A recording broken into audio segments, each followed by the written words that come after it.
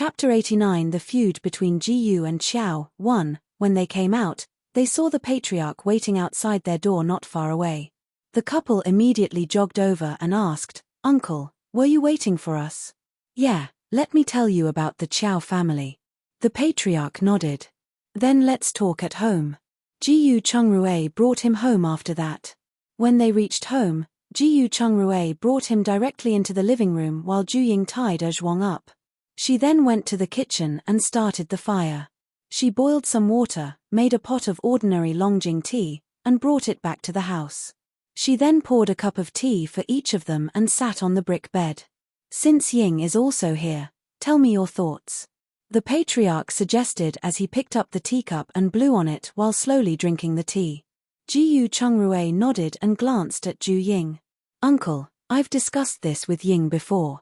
I'd rather give the recipe for the braised intestines for free to someone else than to the Qiao family. Yes, there's a phrase called insatiable. If we compromise this time, they might become even more demanding in the future. When that time comes, we only have two choices. One is to continue to compromise, become their slaves, and be their dogs. Since we are going to resist sooner or later, why don't we start now? Well, let him know that the Jiyu family isn't easy to deal with." Ju Ying agreed. "Insatiable, that's an apt way to put it. We really can't back down on this matter. Otherwise, I'm afraid that there won't be a place for the Jiyu clan in Shanghe village." The patriarch said in agreement. "I won't hide it from you," he continued. "The oil mill hasn't been stable recently. If I hadn't found out in time, something might have happened to it." "What happened?" "They want to destroy the oil mill?" Jiyu Chungrue asked in surprise. "You can say that. Our clan's oil mill has persisted until today because of Master Wan's skills. The oil he can produce is fragrant, clean, and clear.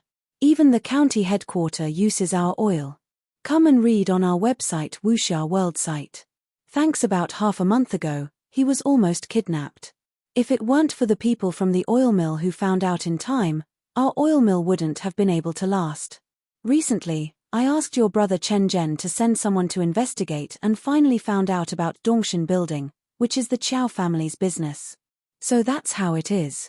"Then, uncle, you mean that we should unite and resist together?" Jiyu Chungrue nodded in understanding. "That's right. Since the Qiao family doesn't want us to live a peaceful life, we don't have to be afraid of them. May I ask, how did the Jiyu and Qiao families become enemies?" The patriarch froze for a moment. He sighed and continued, "Speaking of which, I have to start from the generation of your great-grandfather, who is my grandfather. 100 years ago, my grandfather and the older generation of the Qiao family were brothers who fought together. After their business gradually started to build up, the two families got married and had children one after another. When your grandmother, the eldest daughter of the Qiao family, was born, she was engaged to your grandfather. Unfortunately, later on, the great-grandfather of the Qiao family had some other thoughts and took in a concubine. That concubine was ambitious and took advantage of the time when old Master Qiao was out to harm your great-grandmother. As the saying goes, with a stepmother comes a stepfather. Your grandmother suffered a lot at home later. Fortunately, your grandfather grew up and liked your grandma, so they got married smoothly. However, after they got married, your grandmother's stepsister, also your great-aunt, had her eyes on your grandfather. She even almost caused your grandmother to have a miscarriage when she was pregnant. Later on, your great-aunt was tricked by your grandmother into marrying a drunkard and was beaten to death. When that concubine found out, she wanted to exact revenge, but old Master Qiao stopped her and imprisoned her in the estate." Chapter 90 The Feud Between Jiyu and Qiao. 2. The patriarch took a sip of water and said, "Originally, this matter should have ended here. Who knew that the concubine would die in the courtyard for some unknown reason, and all kinds of signs pointed to your grandmother. Although it was later found out that the concubine died of sickness, the concubine's son, who is your great-uncle, still blamed it on your grandmother and grandfather. Later on, your great-uncle schemed against your grandfather, but he didn't expect your grandfather to turn the tables against him. Not only did your grandfather make a fortune, but he also got in touch with a noble. Since then, His business has been growing bigger and bigger. What they didn't expect was that the fight between them caused your great-grandfather to lose his life, and since then, the two families have completely broken off. Jiyu Chungrui did not know what to say for a moment. Concubine is the root of all evil, Juying said. The patriarch was stunned for a moment. Although it's an exaggeration, it makes sense. Nothing good happens when there are too many women. Therefore, without huge benefits, I'm afraid there's no possibility of reconciliation between the two families, he said. You must be careful in the future. Also, if the situation doesn't look good, let me know. The entire Jiyu clan must unite. I understand. Then the Chen clan. The patriarch pondered a moment and said, we've lived together for so many years, so they're worth trusting. Besides, you've saved the Chen family members' lives twice in a row, so they shouldn't stab us in the back. However, black sheep are also among them, so we still have to be careful. I understand. Jiyu Chungrui replied. Yup, that old coot from the Chow family is a sinister and grudge-holding person. Don't be careless. Thank you for your reminder, uncle. We're a family. Don't be so polite. You guys go ahead as I have to go to the oil mill. After the patriarch finished speaking, he stood up and walked out. Come and read on our website Wuxia World site. Thanks. After he left, the couple drank a glass of water and told Da Hua they were going up the mountain. When they reached the mountain, they each took a saw and began to cut some dead wood. They kept the big ones for later use while turning the small ones into firewood and storing them in the interspace. Otherwise, the firewood stored at home would not be enough if they were to make yuba every day. On the other hand, as soon as manager Liu returned, Chef Ju told him how the Chow family had threatened Jiyu Chungrui and his wife. Manager, what do we do now? Do we buy tofu from another shop, or do we just drop in to collect the goods? Braised intestine recipe? It's the one that you bought from the dock, right? Yes, I've tried it. It's similar to braised dried tofu. It should be the same recipe. But yeah, Miss Gus' cooking skills are excellent. I still haven't figured out what spices were used in it. After saying that, Chef Ju hesitated for a moment before asking, why don't we buy the recipe? Manager Liu shook his head. We could have asked if it was before. Now that the Chow family has made a move, it would be akin to looting a burning house if we asked now. Let's wait for them to offer. As for the tofu, it's better to go to them and get the goods. Yuba is our main dish at the moment, and no one can make it. Alright, I'll send someone over tomorrow morning. After saying that, Chef Ju turned around and walked out. Remember to bring some silver when you go. Understood. The Chow family. After Elder Chow had recovered from his treatment, he used a cold towel to cool his eyes and gritted his teeth as he said to his butler, Chow Mu, later on, find someone to teach that pair of little bastards a lesson properly. Since they refuse my kindness, then I'll make them kneel and beg me to take their recipe. Chapter 91. Something bad happened. Yes, sir. Don't worry, I'll definitely get the recipe. Chow Mu quickly nodded in agreement. At the same time, he was already thinking about how to deal with the couple. By the way, how are the two brothers from the Jiyu family? Are they still alive? Master, I heard they are still alive but haven't woken up yet. Oh, they're really lucky. Who treated them? I heard that it was Jiyu Chungrui. They bought a lot of supplements this morning. What a bitch. Has already been chased out of the house, yet he still helps them out. Although Chow Mu disagreed with what he said, he did not refute him and only nodded in response. Alright, you can leave now. Keep an eye on the Jiyu family. We can't let them rise up again. Yes, I'll make the arrangements. After Chow Mu finished speaking, he turned around and left the study room. After he came out, he immediately called a servant over and gave him a few instructions, asking him to do something. However, as soon as the two separated, the servant was stopped by Kui for some questioning before he could leave. Kui hurriedly ran back to the backyard and said, Miss, it's bad. Something bad happened. Shut up. Don't you know how to speak? Nothing bad will happen to me. Miss Liu, whose real name was Miss Chow, knocked on her head and said, Yes, me and my stupid mouth. Kui quickly apologized. Alright, Hurry up and tell me what happened out there, Miss Chow said after sitting down. Yes, Kuya replied. She then told her everything about how Elder Chow had tried to forcefully demand Jiyu Chungrue and his wife for their recipe, how they had counterattacked, and how Chow Mu had finally decided to deal with them. What? How did they get into a fight so quickly? Miss Chow said in a panic. Come and read on our website Wuxia World site. Thanks, it's all Ju Ying's fault. If it weren't for the braised intestine recipe in her hands, they wouldn't have attracted the master's attention this quickly. No wonder the villagers call her a jinx, she's really unlucky. At this point, Miss Chow paused and said uneasily, but what should we do now? Brother Ji Yu is definitely not Uncle Chow's match. Why don't you go and beg master, young lady? Kuya hesitated for a moment before raising her head. Are you stupid? My father wants nothing more than the death of the Ji Yu family. How can he let them go? Miss Chow expressed her displeasure. It looks like the only way out now is for Dr. Ji Yu to marry into the family, she said shyly. But Dr. Ji Yu, now, so, we can't wait any longer. There's not much ointment left. Go and ask him to send the ointment to the manor tomorrow. Yes, I will give out orders immediately.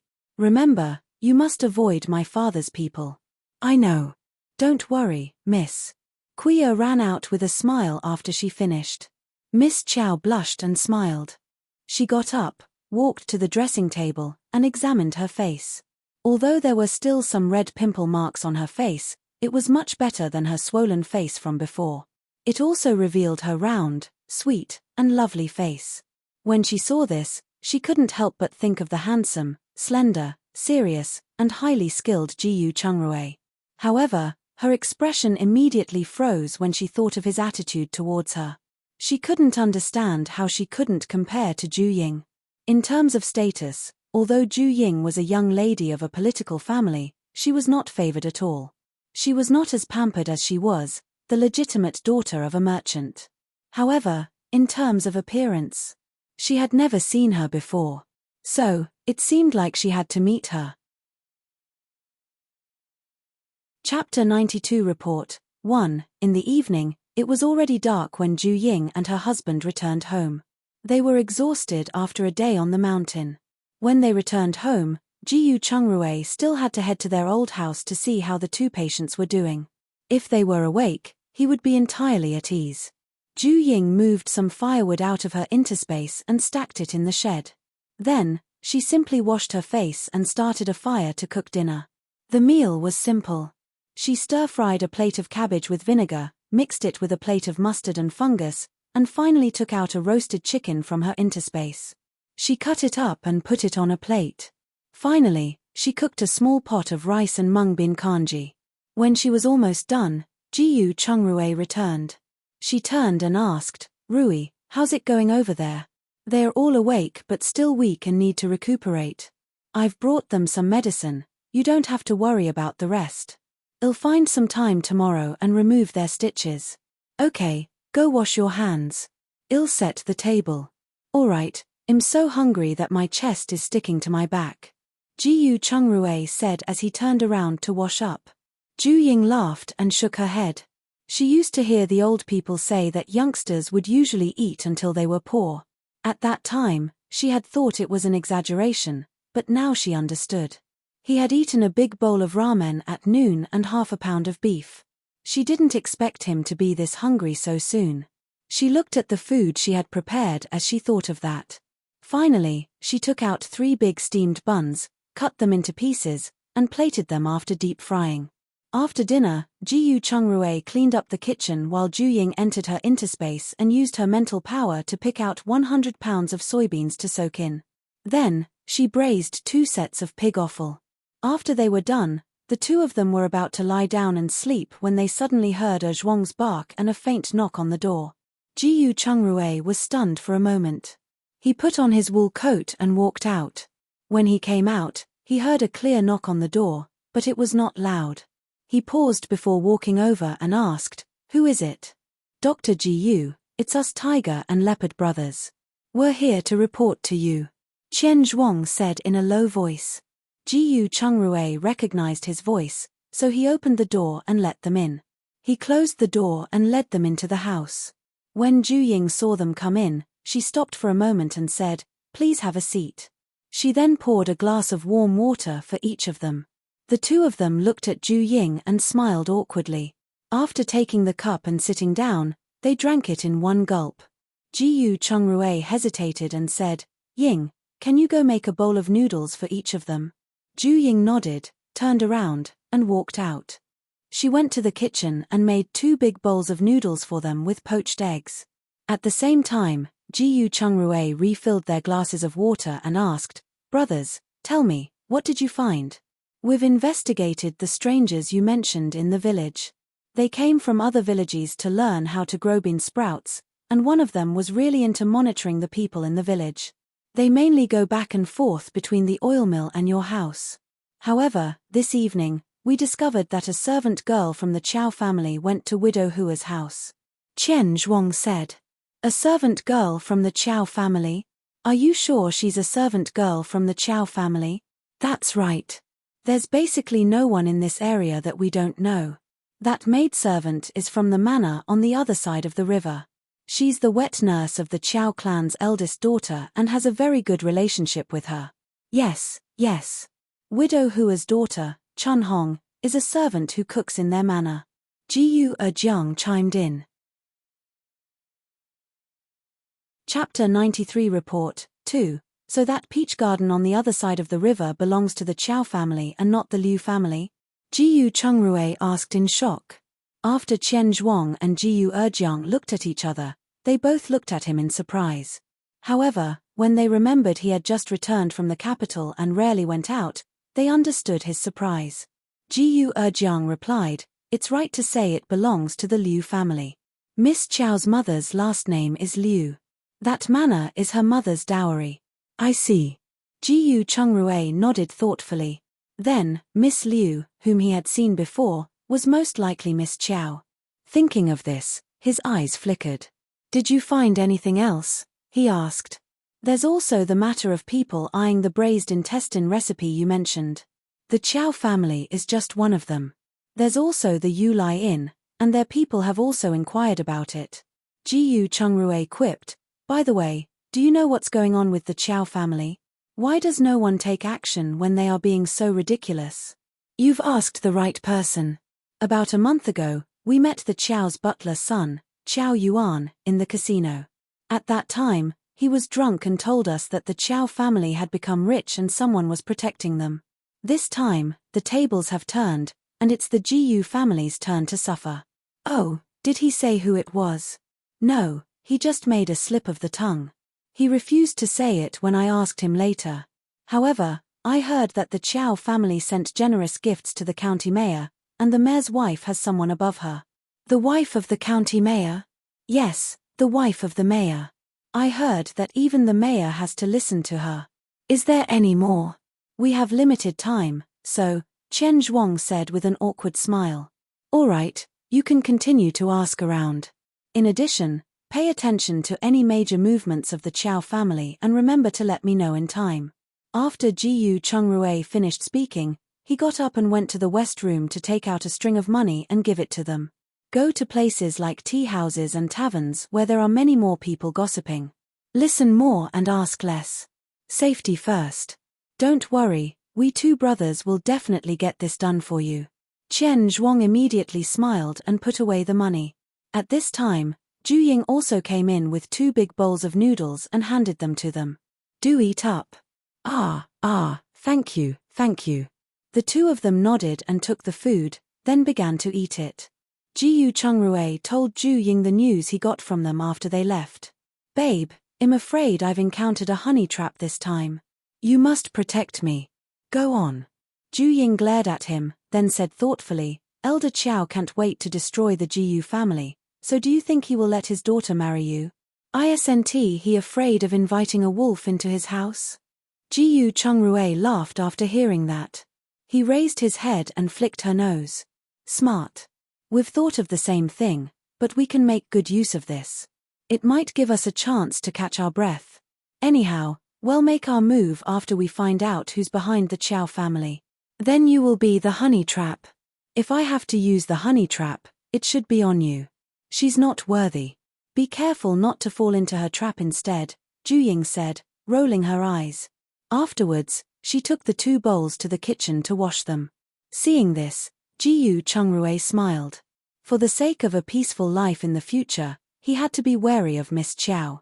The following day, just as Hongyun Restaurant had finished collecting their goods, Widow Hua's daughter, Chun Hong, came to their house and said, Dr. Ji-yu, Miss Liu asked me to bring you a message. She said that her ointment has been used up, and she wants you to go to the manor for a follow-up examination today. Chapter 94. A warning. After speaking, she turned her head and looked at Ju-ying. When she saw her appearance, she was stunned. She had looked at her in a hurry before, and her first impression of her was of a timid, dark, and thin girl. Other than her height, there was nothing special about Ju-ying. Ju-ying was now fair and slender. Not only did she become beautiful, but she also had an indescribable aura that made others feel comfortable and a little scared. She was slightly more afraid of her than when she faced Miss Chiao. Dr. Ji-yu, remember to go, she said, quickly looking away. After saying that, she ran away in a hurry. Am that scary? Ju-ying touched her face in surprise. She's the one who's weird. Ji-yu Chungrui replied, then instructed, I'll go there in a while and see what she's up to. You be careful at home. I know. You be careful too. I will. After Ji-yu Chungrui finished speaking, he turned around and went back to pack his medicine kit. This time, he didn't only bring the common medicine but also a pack of knockout powder, a bag of powder mixed with devil pepper and mustard, as well as an air gun. Then, he walked out. After he left, Da Hua and Tian Jiawang came in. Ju-ying and Da Hua helped Tian Jiawang pack the goods he wanted. Then, Ju-ying called Tian Jiawang to the side and told him they had been stopped by the Chiao family yesterday. If someone tries to cause you trouble, you don't have to help us. Just say what you must, and don't force it. How can we do that? Tian Jiawang shook his head repeatedly. Although he was a nobody, he was not an ungrateful person. If it weren't for the help of the couple, he would still be risking his life looking for wild animals on the mountain. How could he betray them? Then, does Brother Tian know the recipe for braised meat? Tian Jiawang was at a loss for words. It seemed that she was right. The things he knew were just on the surface level. Then, he nodded and said, I understand. Yup, safety first. Da Hua, help your Aunt Ju with her work. Uncle is leaving. After Tian Jiawang finished speaking, he pulled the small cart and went out. Ju-ying took Da Hua to the kitchen and continued to make yuba. On the other hand, Ji-yu Chungrui had not gone far from the village when he was stopped by 6 people who came out of the small forest by the roadside. Ji-yu Chungrui saw that they were all holding sticks in their hands and immediately knew they were not friendly. Then, he turned sideways and quietly took out the bag of knockout powder and the air gun. At the same time, he asked, What do you all mean by this? What do we mean? The leader sneered and shook the stick in his hand, saying, You know what you did yesterday, but you still dared to leave the village. You sure have guts. The Chiao family sent you? Ji-yu Chungrui deliberately took 2 steps back in fear. As expected of someone who passed the scholar's exam, seeing through it so quickly. Since you know who we are, obediently come with us, and save us the trouble of beating you up. You guys are absolutely unruly. After Ji-yu Chungrui finished speaking, he turned around and ran away. At the same time, he turned back to look at them. When they caught up and gathered together, Ji-yu Chungrui immediately threw the powder bag in his hands and shot through it with his air gun. Suddenly, the powder fell down like scattered flowers. The few of them heard the sound and immediately looked up, and the powder just happened to fall on their faces. A moment later, they fell to the ground like dumplings. Seeing this, Ji-yu Chungrui went forward to check and ensure they were all unconscious. He rolled on the ground, staining his clothes with bits of grass and dust. Then, he messed up his hair and ran toward the manor over the river. Chapter 95. Discord. Kui who was waiting outside the manor, saw his sorry state and hurriedly greeted him. Dr. Ji-yu, what's wrong? Did you fall down? Ji-yu Chungrui did not answer her. Instead, he asked in an unfriendly tone, "Your family's young lady's surname isn't Liu, but Chow, right?" Kui was shocked when she heard this. She then laughed dryly and replied, "Who told you that?" "My young miss." Jiyu Chungrui snorted coldly when he saw her avoiding his gaze. Then, he walked straight into the manor. Kui saw this and immediately chased after him, feeling uneasy. It seemed that the young lady's identity had been revealed. The two of them entered the main courtyard one after another. Miss Chow happened to come out of the kitchen with a pot of iced pear juice. When she saw Jiyu Chungrui enter, she quickly greeted him warmly. "Dr. Jiyu, you're here. I've just made a pot of dessert for you to try." "Kui, go get a bowl," she said to Kui. After speaking, she called Jiyu Chungrui into the house with her. As soon as the two sat down, Kui hurriedly followed them with a bowl in her hand. Seeing that the two of them were still politely talking, she heaved a sigh of relief and went forward to get some dessert. Jiyu Chungrui placed the aloe vera cream on the table and looked at Miss Chow. "Miss Liu, what's your surname?" Miss Chow's heart skipped a beat, and she quickly looked at Kui, who was also stunned. Kui immediately shook her head with a bitter face. She was still puzzled about this matter, and didn't know who leaked it. "My surname is Chow. I was afraid." Miss Chow gritted her teeth. "There's no need to say anything. The ointment has been delivered, so please pay the medical expenses. As for your illness, it's not really an illness. It'll be fine if you pay attention to your diet and personal hygiene. I'll be going back now," Jiyu Chungrui said with a straight face after he got up. "Come and read on our website Wuxia World site." Thanks. When Miss Chow heard his cold and emotionless words, her aggrieved eyes suddenly welled up with tears. "The grudges of the previous generation are between them, and it has nothing to do with us." Without waiting for her to finish, Jiyu Chungrui raised his hand and interrupted her. He said sarcastically, "Who would believe your words? Didn't you ask me to come here? But I didn't expect that you would send someone to attack me on the way when I was kind enough to send you the medicine." No, Miss Chow immediately started to explain in a panic. However, Jiyu Chungrui had no intention of listening. Even after encountering that group of people today, he still risked coming here. To put it bluntly, he was clarifying his position and trying to sow discord between the father and daughter. "That's enough. You don't have to explain anymore. Anyway, it's impossible between us. We don't have to meet again in the future. Pay up." What? You even want to skimp out on the money for the medicine? "No, Then hurry up," Jiyu Chungrui said impatiently. Kui took out a piece of silver from her purse and said, "That should be enough." Jiyu Chungrui took the silver, carried the medicine kit on his back, and walked out. The speed at which he left was as if a dog was chasing him. Miss Chow wanted to chase after him, but Kui immediately stopped her. "Please don't chase him, miss. You won't be able to catch up." Miss Chow immediately remembered that Kui had taken the initiative to pay. She turned her head and raised her hand to slap her. She roared, "Who told you to make the decision and give him the silver?" Kui covered the half of her face that had been slapped and said aggrievedly, "Young miss, I'm doing this for your own good. Dr. Jiyu is obviously in a fit of anger. He won't listen to anything you say, and it's better to let him leave first."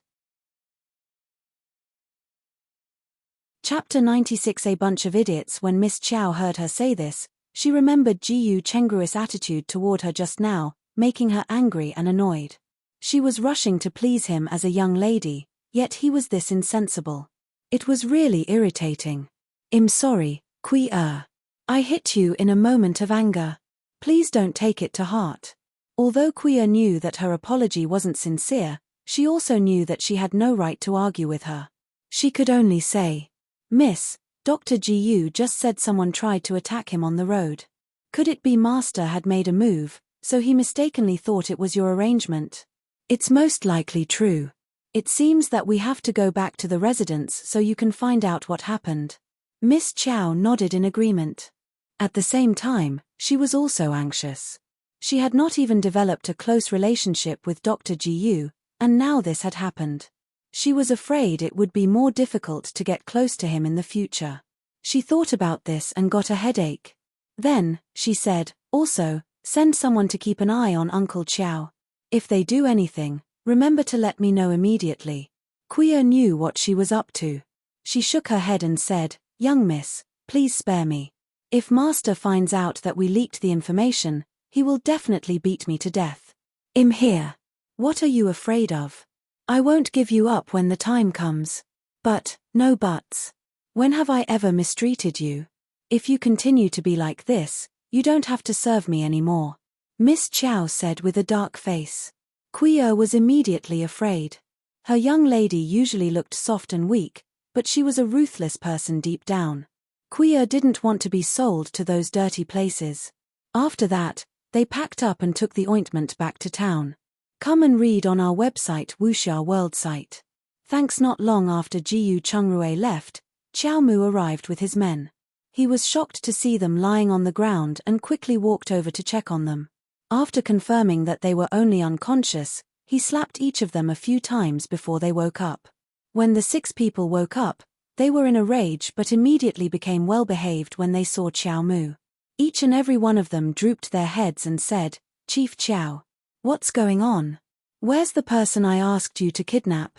Xiao Mu asked in a bad mood. We didn't expect him to have drugs and hidden weapons, so, the leader replied in a low voice.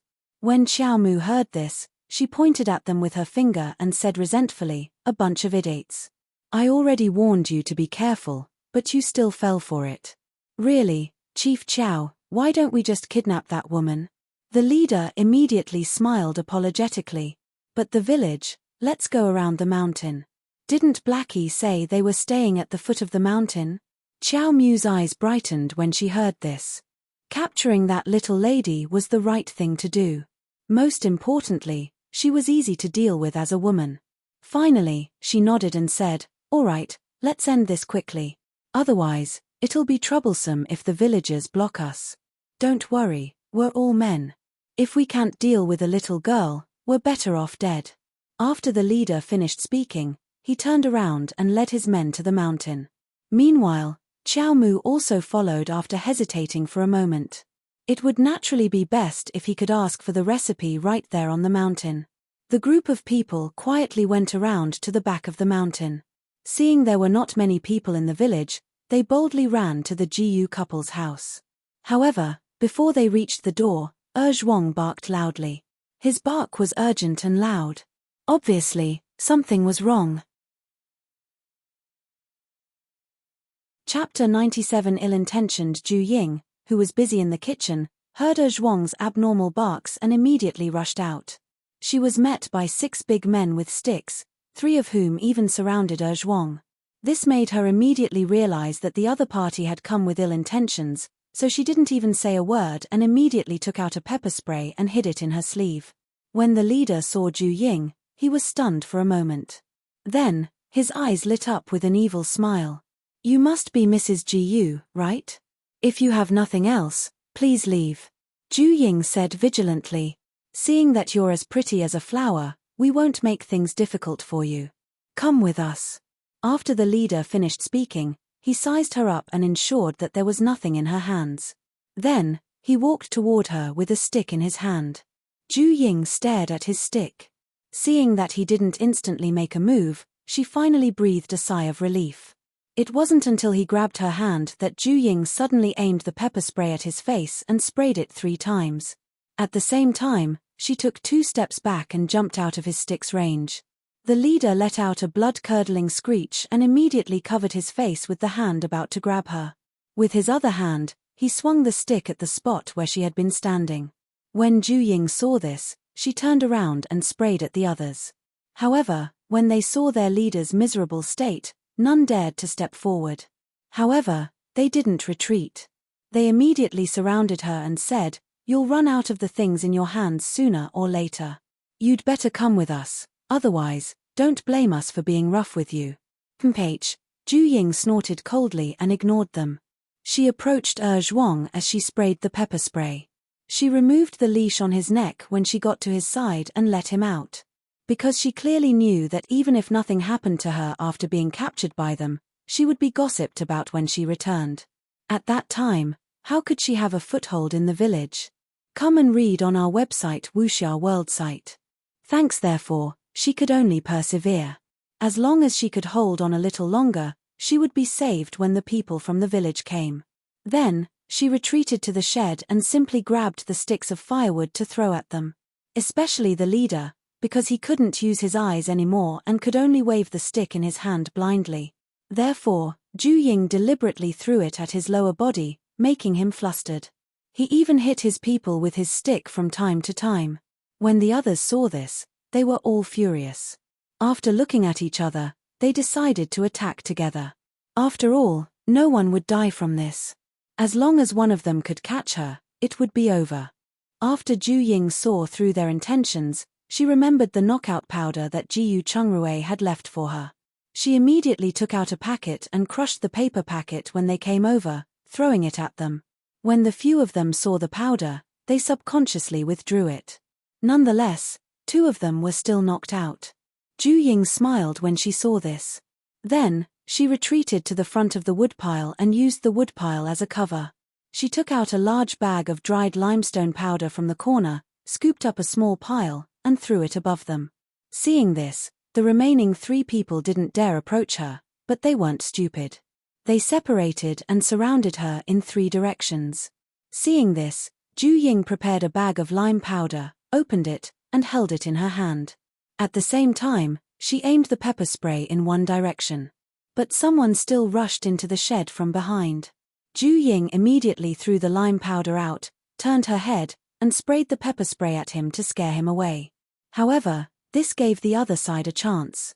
Seeing this, Ju Ying took an air gun from her interspace under the cover of her coat. She turned around and shot it at his eyes. Bang! The man let out a heart-wrenching scream. Chapter 98. More discord in the village. Zhuang's barking did not initially attract any attention.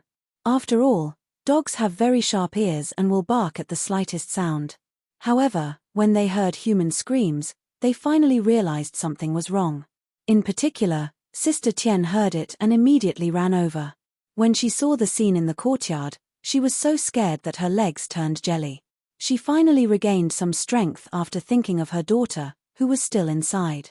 However, she also knew she wouldn't be of help even if she went in, so she turned around and ran to the oil mill, telling the patriarch what had happened here. When the patriarch heard this, he knew that things were bad and immediately called out, "All workers, carry your tools and go to Jiyu Chengrui's house to help." Most of the people here were from the Jiyu clan.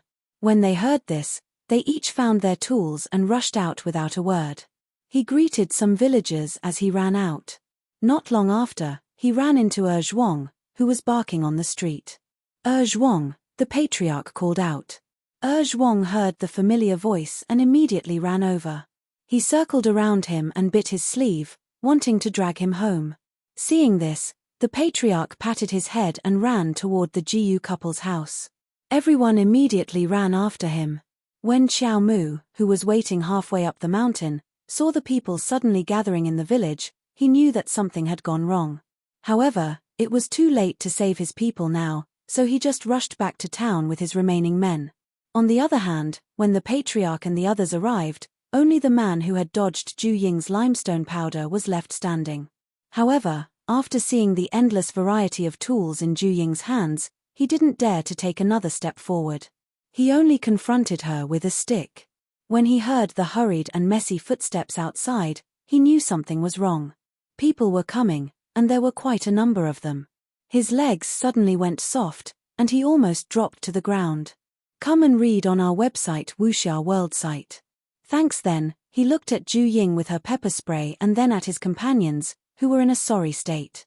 He hesitated for a moment, turned around, and ran out. However, as soon as he stepped out of the door, he was blocked by 2 young men and pushed to the side. The patriarch came in with his people. When he saw Ju Ying holding limestone powder in her hand, he was stunned and asked, "Miss Ju, are you all right?" "I'm fine. I've made sufficient preparations." Ju Ying shook her head. After that, she felt relieved as her legs gave out, leaning against the pile of firewood. Zhuang scuttled out at this moment and ran in front of her, nuzzling his head against her leg to comfort her. Zhu Ying smiled and patted his head. At the same time, the patriarch saw that she was not injured and immediately waved his hand, "Tie them up and take them to the ancestral hall." The crowd immediately rushed forward and tied them up. "Chief, are these two dead about to die? Why aren't they moving?" Someone pointed at the two unconscious men and said. The patriarch looked at Zhu Ying after hearing this. Zhu Ying walked over. "No, they are just drugged. The others were stung by the chili-infused water." "That's good. What do you plan to do with them next?" The patriarch asked with a sigh of relief. "These are the people sent by the Qiao family. Why don't we exchange them for silver and let everyone have a good new year?" Zhu Ying hesitated for a moment and said with a smile. The patriarch was stunned for a moment, then suddenly laughed and said, "I also want to know how much these servants of the Qiao family are worth in the eyes of their master. With Elder Qiao's character, I'm afraid he won't admit it, and he won't risk losing his dignity for a few servants." Jiyu Changye explained on purpose after he understood what they meant. It was fine if Elder Qiao was willing to redeem them, but otherwise, he would publicize it and make others hesitant to work for him in the future. Chapter 99 Psychological Issues. Do you think the Qiao family is like your Jiyu family? Master will definitely pay to redeem us. The leader roared. "Ha ha." Zhu Ying laughed sarcastically. "Then let's wait and see. We won't ask for too much. We'll set it at 100 taels of silver per person. You guys should also take a good look at how much you're worth in Elder Qiao's heart. You're clearly trying to extort money. How is this extorting money? You know what you've done, or why don't we go to court?" "You, sister-in-law, you're right. Trespassing on private property is a serious matter. You'll be sentenced to more than 5 years if you get a heavier sentence," Jiyu Changye said at that moment. "What if we add kidnapping and robbing attempts? Then at least 20 years. If your master abandons you, you'll be sentenced to death." Mitch, the leader didn't have much confidence after hearing what they said, so he didn't dare to talk back. Otherwise, if they were really abandoned, they would be skinned alive even if they didn't die. "Bring them to the ancestral hall to kneel and repent to the ancestors." The patriarch waved his hand. After everyone had left, he looked at Zhu Ying and said, "Be careful. If something happens, make some noise. Everyone will definitely come to help." "Thank you, uncle. I understand." "Yes. Tell Chungrui not to go out if there's no need to. By the way, it was Tian Jiawang's sister who informed us this time." After speaking, the patriarch put his hands behind his back and walked out in a good mood. He had to hurry over and get their confessions, which would be helpful in the future if something happened. After he left, Zhu Ying saw the ruined yuba in the courtyard and felt a burst of anger inside her. Then, she thought of Da Hua, who was still in the kitchen. She quickly turned around and went back to the kitchen. Come and read on our website Wuxia World site. Thanks. As soon as she entered the door, she saw Da Hua shivering at the door. She was about to comfort her when Sister Tian rushed in. When she saw Zhu Ying, she paused and asked, "Sister, are you all right?" "I'm fine. It's just that Da Hua." Zhu Ying looked at Da Hua, hesitating to speak. Sister Tian immediately squatted down and hugged Da Hua. "Don't be afraid, Da Hua. Mother is here." Towards the end, her voice started to choke up. However, Da Hua didn't say anything and continued to tremble. Seeing this, Zhu Ying knew that Da Hua had some psychological issues, so she could only ask, "Sister Tian, did Da Hua go through some kind of shock?" When Sister Tian heard this, tears immediately flowed down her face. After a moment of silence, she wiped her tears and said, "After her father died, we were beaten and scolded a lot, so, after she finished speaking, she hugged Da Hua and started crying." Zhu Ying was upset after hearing that, but she knew she couldn't let Da Hua be immersed in her terrifying emotions. Then, she pinched one of Da Hua's hands and pinched it hard. "Ah," she cried out. The intense pain woke Da Hua up instantly. At the same time, she raised her hand and pushed her hard, then started crying. Fortunately, Zhu Ying was prepared. She directly grabbed the door frame and didn't fall to the ground. However, Sister Tian was displeased. She raised her head and questioned, "Sister, what are you doing?" How can you do that to a child? I'm just letting her come to her senses. If she keeps being in a nightmare, she'll break down eventually. Ju Ying explained patiently. What do you mean by breaking down? It means that she would be mentally unstable, go crazy, or commit suicide. It's hard to say. That's impossible. Sister Tian's expression changed drastically when she heard that. Ju Ying just looked at her quietly without saying anything. Chapter 100 Causing Trouble. 1. Her silence made Sister Tian feel uneasy. Then, she looked at her elder daughter, who was crying and trembling in her arms. She hugged her tightly and started crying too. At the same time, she also thought of her daughter's silence and reserve. She also quickly realized that her daughter might have a psychological issue, as Ju Ying said.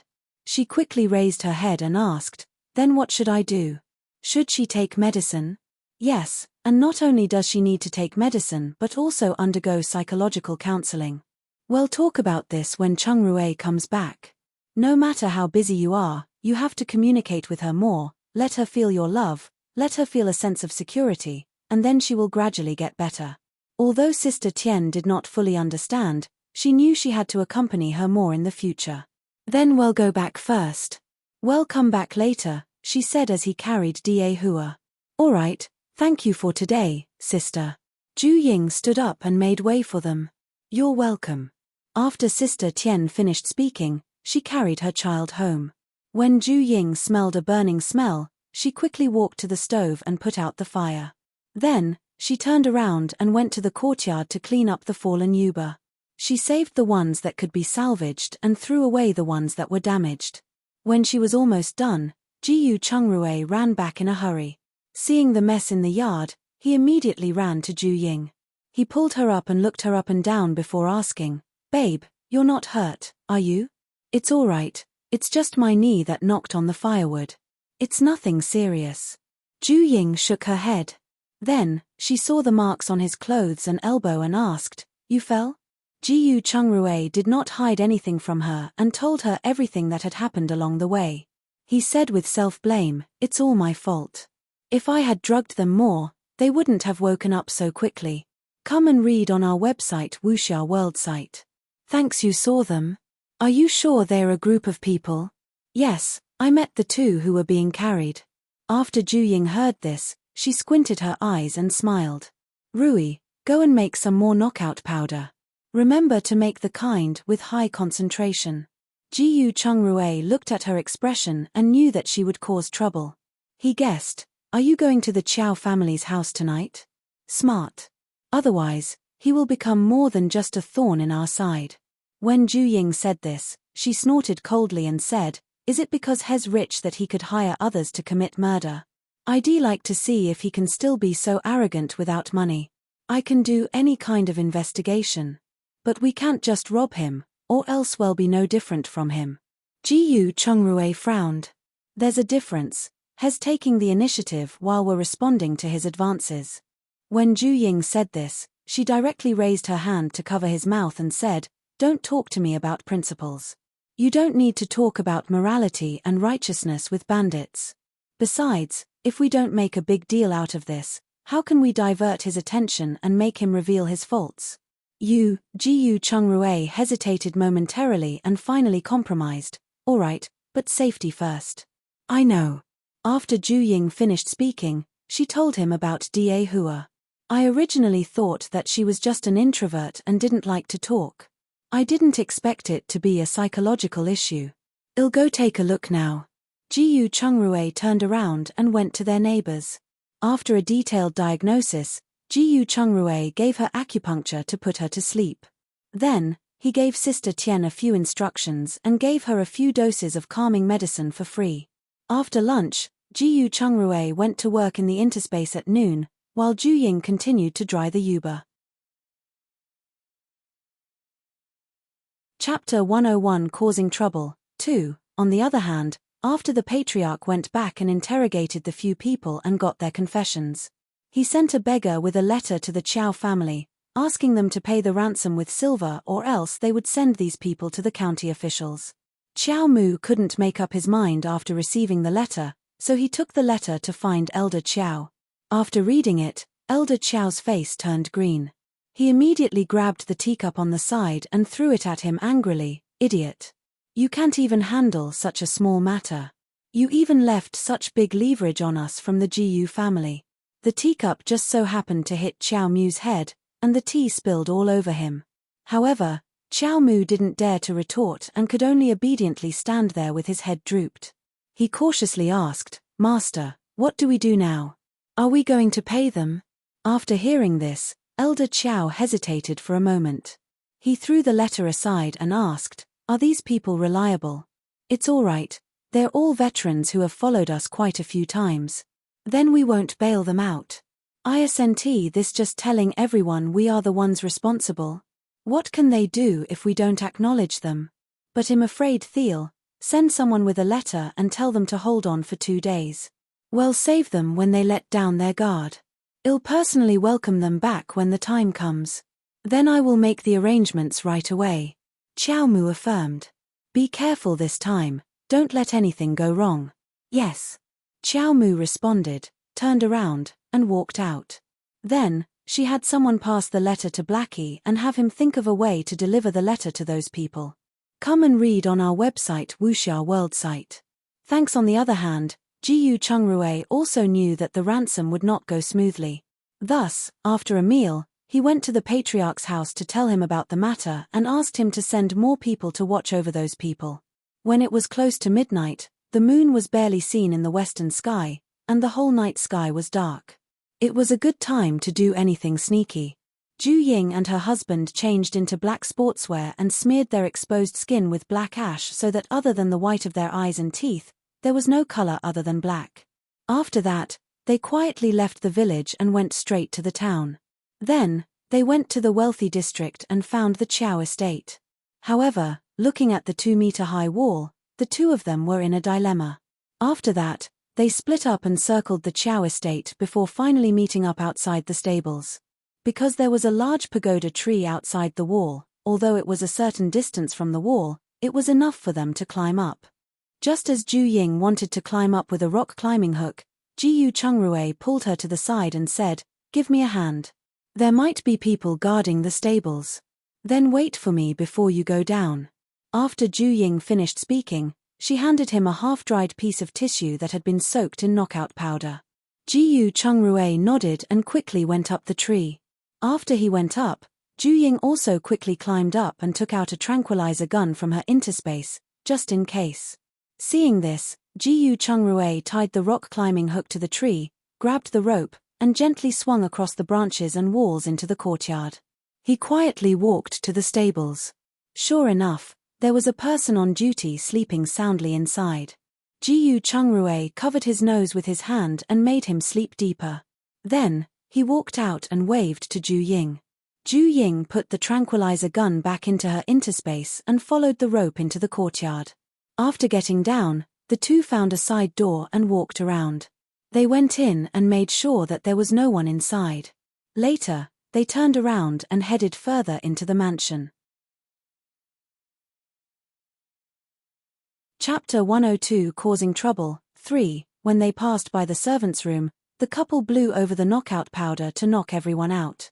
Then, they almost encountered a patrol team when they walked to the central courtyard. Afterward, the two hid in a rock decor and observed the surroundings.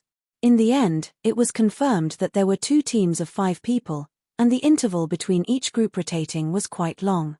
The two of them stayed in the rock decor and waited for the patrol team to come over. They blew some knockout powder and carried the fainted people into the decor. They proceeded to knock everyone out in the manor. According to the layouts of the manor, they found a study in a courtyard in the northeast. Jiyu Chungrui stepped forward and used a wire to open the lock. The two of them put on shoe covers and gloves respectively before quietly walking in.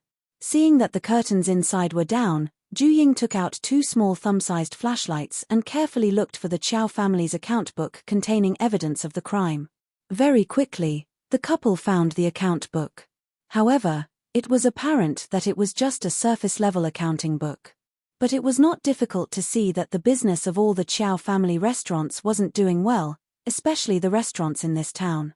They basically maintained a level of neither profit nor loss. No wonder He's willing to risk so much on our recipe, Ju-ying couldn't help but say. The taste of his food is part of it. I think it also has something to do with his character.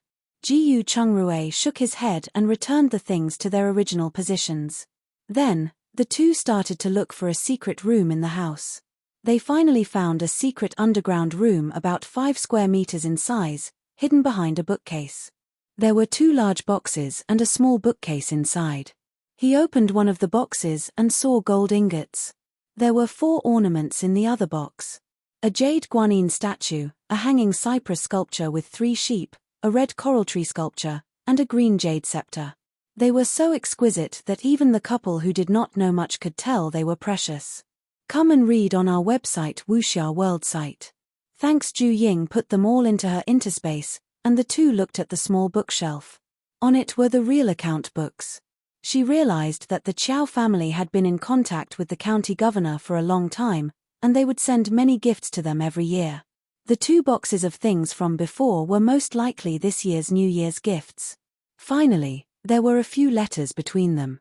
Ji-yu Chung-rui read through them and realized that no other people were mentioned in the letters. He didn't know who the county governor backing Elder Qiao was, but he still put down the letter. After the 2 of them left the study, they were a little depressed when they saw that they hadn't gotten many results. Ju-ying and Ji-yu Chung-rui continued looking for the manor's various storehouses. First, she found a storehouse of about 100 square meters beside the kitchen. Inside, there was all kinds of food: cured meat, frozen meat, dried vegetables, pots, bowls, ladles, and so on. She put all of them into her interspace. Then, they went to the warehouse in the front yard. Because it was where they kept their money, 2 people were left to guard it. When they went over, the 2 guards were chatting in low voices. Seeing this, Ju-ying directly took out a tranquilizer gun, put the 2 people to sleep, and then stepped forward to take back the needles. Looking at the big lock on the door, Ji-yu Chung-rui immediately went forward to unlock it. He pushed the door open and walked in. However, the Qiao family was not as rich as they had imagined. They had only received less than 10,000 taels of silver from the warehouse. There was also a small chest of silver pieces and a large chest of copper coins. Finally, they found about 5,000 taels of silver in a paper form inside a drawer. Seeing that they had got what they could, the 2 of them wiped away their traces and retreated. After they left the manor, they went straight home and fell asleep. Chapter 103. Fainted at dawn. They got up and started to make tofu again. After sending Tian Jiawang away, the couple finally breathed a sigh of relief. Just as they were about to go back to their rooms to sleep, the patriarch walked in with an excited face. When he saw them yawning, he was stunned for a moment and asked, "Were you guys out last night being thieves? Why are you so sleepy? We can't even guard against the thieves targeting us. How could we be one?" Ji-yu Chung-rui said without batting an eyelid. He then yawned and said, "Well, I was afraid that the Qiao family would send people over again, so I didn't dare sleep much the entire night." "You don't say." "At dawn, we really did catch one in the ancestral hall. It was the one who had been watching us villagers. Then I can rest assured in the future. Do come in," Ji-yu Chung-rui invited. "Have a seat." "No, it's all right. I'm here to tell you a piece of good news." "Oh, what good news?" "Did you hear? The Qiao family was robbed last night. They didn't even leave a pot or bowl for them. It was so tragic," the patriarch said with a gloating expression. "Thief been robbed? Who did it?" "I don't know. I heard that Elder Qiao was so angry that his face turned green. However, they didn't find anything else besides knowing that they used knockout powder." The patriarch laughed. "I don't know which person did it. If I knew, I would pray for his safety for the next 3 years. This is just so satisfying." After speaking, he waved his hand and said, "All right, you guys go ahead. However, it's best if you don't leave the village for the time being, in case that old brat takes his anger out on us." Then, with his hands behind his back, he hummed a little tune and walked out. After he left, Ji-yu Chung-rui went up and locked the door. He also laughed. Ju Ying rolled her eyes at him and went back to her room. Seeing this, Jiyu Chungrui knew that she was laughing at his behavior for stopping her from robbing them. After all, he had received many years of education and grown up in a morally decent place. He could not accept that he was doing a thief's job. Come and read on our website Wuxia World site. Thanks. However, when they entered the house and thought of Elder Qiao's angry face, they couldn't fall asleep. Ultimately, the two entered the interspace and packed up the things they had stolen. The chest of gold was exactly 1,000 taels, and the silver ingots of various sizes totaled 9,000 taels. Ju Ying felt that she could not use them at the moment, so she simply put them away in the warehouse. She placed the remaining 800 taels of silver and copper coins on the villa's second floor. Then, it was food and utensils. They didn't expect to receive 2 large jars of mustard seed and sourced vegetables. It tasted delicious.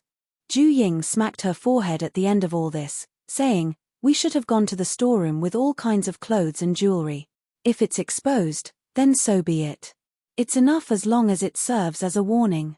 Elder Qiao must rest for a while before recovering from these losses." Jiyu Chungrui replied, "That's right. The Qiao family shouldn't be this poor. Why is there only so little silver? Could it be that it's all with his wife? I don't think so. When I was in the silver vault, I looked through the account books and saw that the Qiao family had recently purchased a lot of shops and fields. I think they have used them to buy more property." No wonder Elder Qiao's face turned green from anger.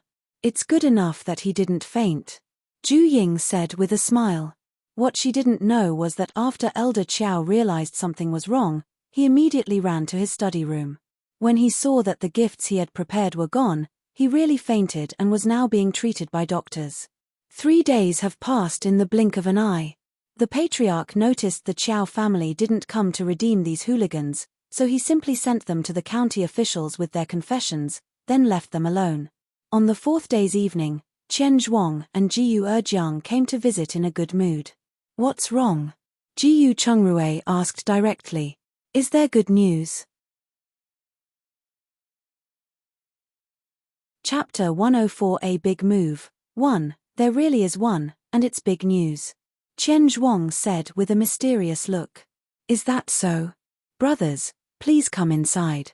After Jiyu Chungrui finished speaking, he led them into the house and shouted to the kitchen, "Ying, help me make a pot of tea and get some snacks." After they entered the house and sat down, he asked, "Brother Qian, what did you guys find this time? You should have heard about the Qiao family's house being robbed, right? I heard that they haven't found the thief yet." "That's right. Constable Li brought more than 10 officers with him, but they didn't get any clues except for the knockout powder. Right now, everyone in town is saying that the Qiao family must have offended some big shot. Otherwise, how could their manor get robbed out of nowhere?" "That's right. Some even said that they might have offended a deity. Otherwise, how could there not be a single track mark left behind after so many things were stolen?" Jiyu Erjiang added. Then, he gloated and said, "I'm afraid the Qiao family's days of arrogance are coming to an end. It's definitely quieting down. Don't you see that the people of the Qiao residence don't really dare go out now?" Qian Zhuang affirmed. At this time, Ju Ying came in with a pot of ordinary Longjing tea and a large plate of snacks. There were mung bean cakes, chestnut cakes, thin slices of yam, and a few spicy dried tofu. After putting down the plate and pouring a cup of tea for each of them, Ju Ying sat down and asked, "Why is the Qiao family being so well behaved now?" "Well, think about it. Who wouldn't be afraid of being knocked out of nowhere? If they intended to kill, the entire Qiao estate would be finished. Who wouldn't be afraid?" Jiyu Erjiang curiously pinched a piece of spicy dried tofu. At first, he couldn't get used to the taste but soon couldn't stop eating one piece after another. Seeing this, Qian Zhuang quickly grabbed 2 pieces and tasted them. Then, he remembered the purpose of their visit. He pinched a piece of mung bean cake and ate it while saying, "By the way, didn't you ask us to keep an eye on the Qiao family and see if they've made any big moves recently? We did manage to find out about something." "Oh, is the Qiao family making any big moves?" Jiyu Chungrui asked curiously. This morning, the butler of the county governor's residence went to the Qiao family. After he left, Elder Chow gathered all the servants and long-term workers. After they left, we asked a long-time worker and found out they seem to have some major work ongoing tonight. Do you know what it's for? Qian Zhuang shook his head. We've asked 2 servants, but they didn't know either. Since we were afraid of arousing suspicion, we didn't dare to ask anymore. Jiyu Chungrui nodded thoughtfully and asked, Is there any more news? Oh right, have you heard about the release of thugs you sent to the county jail? Oh, how did they get released? Did someone come and get them? No, I heard that each of them was given 20 canes. As for whether there was a private deal, we don't know. Do you know where they are staying? Yes, they're in a small courtyard near the dock. The woman there even hired a doctor for them. Who's the owner? It's too chaotic there. Many of them are rented houses, so I couldn't find out anything. All right.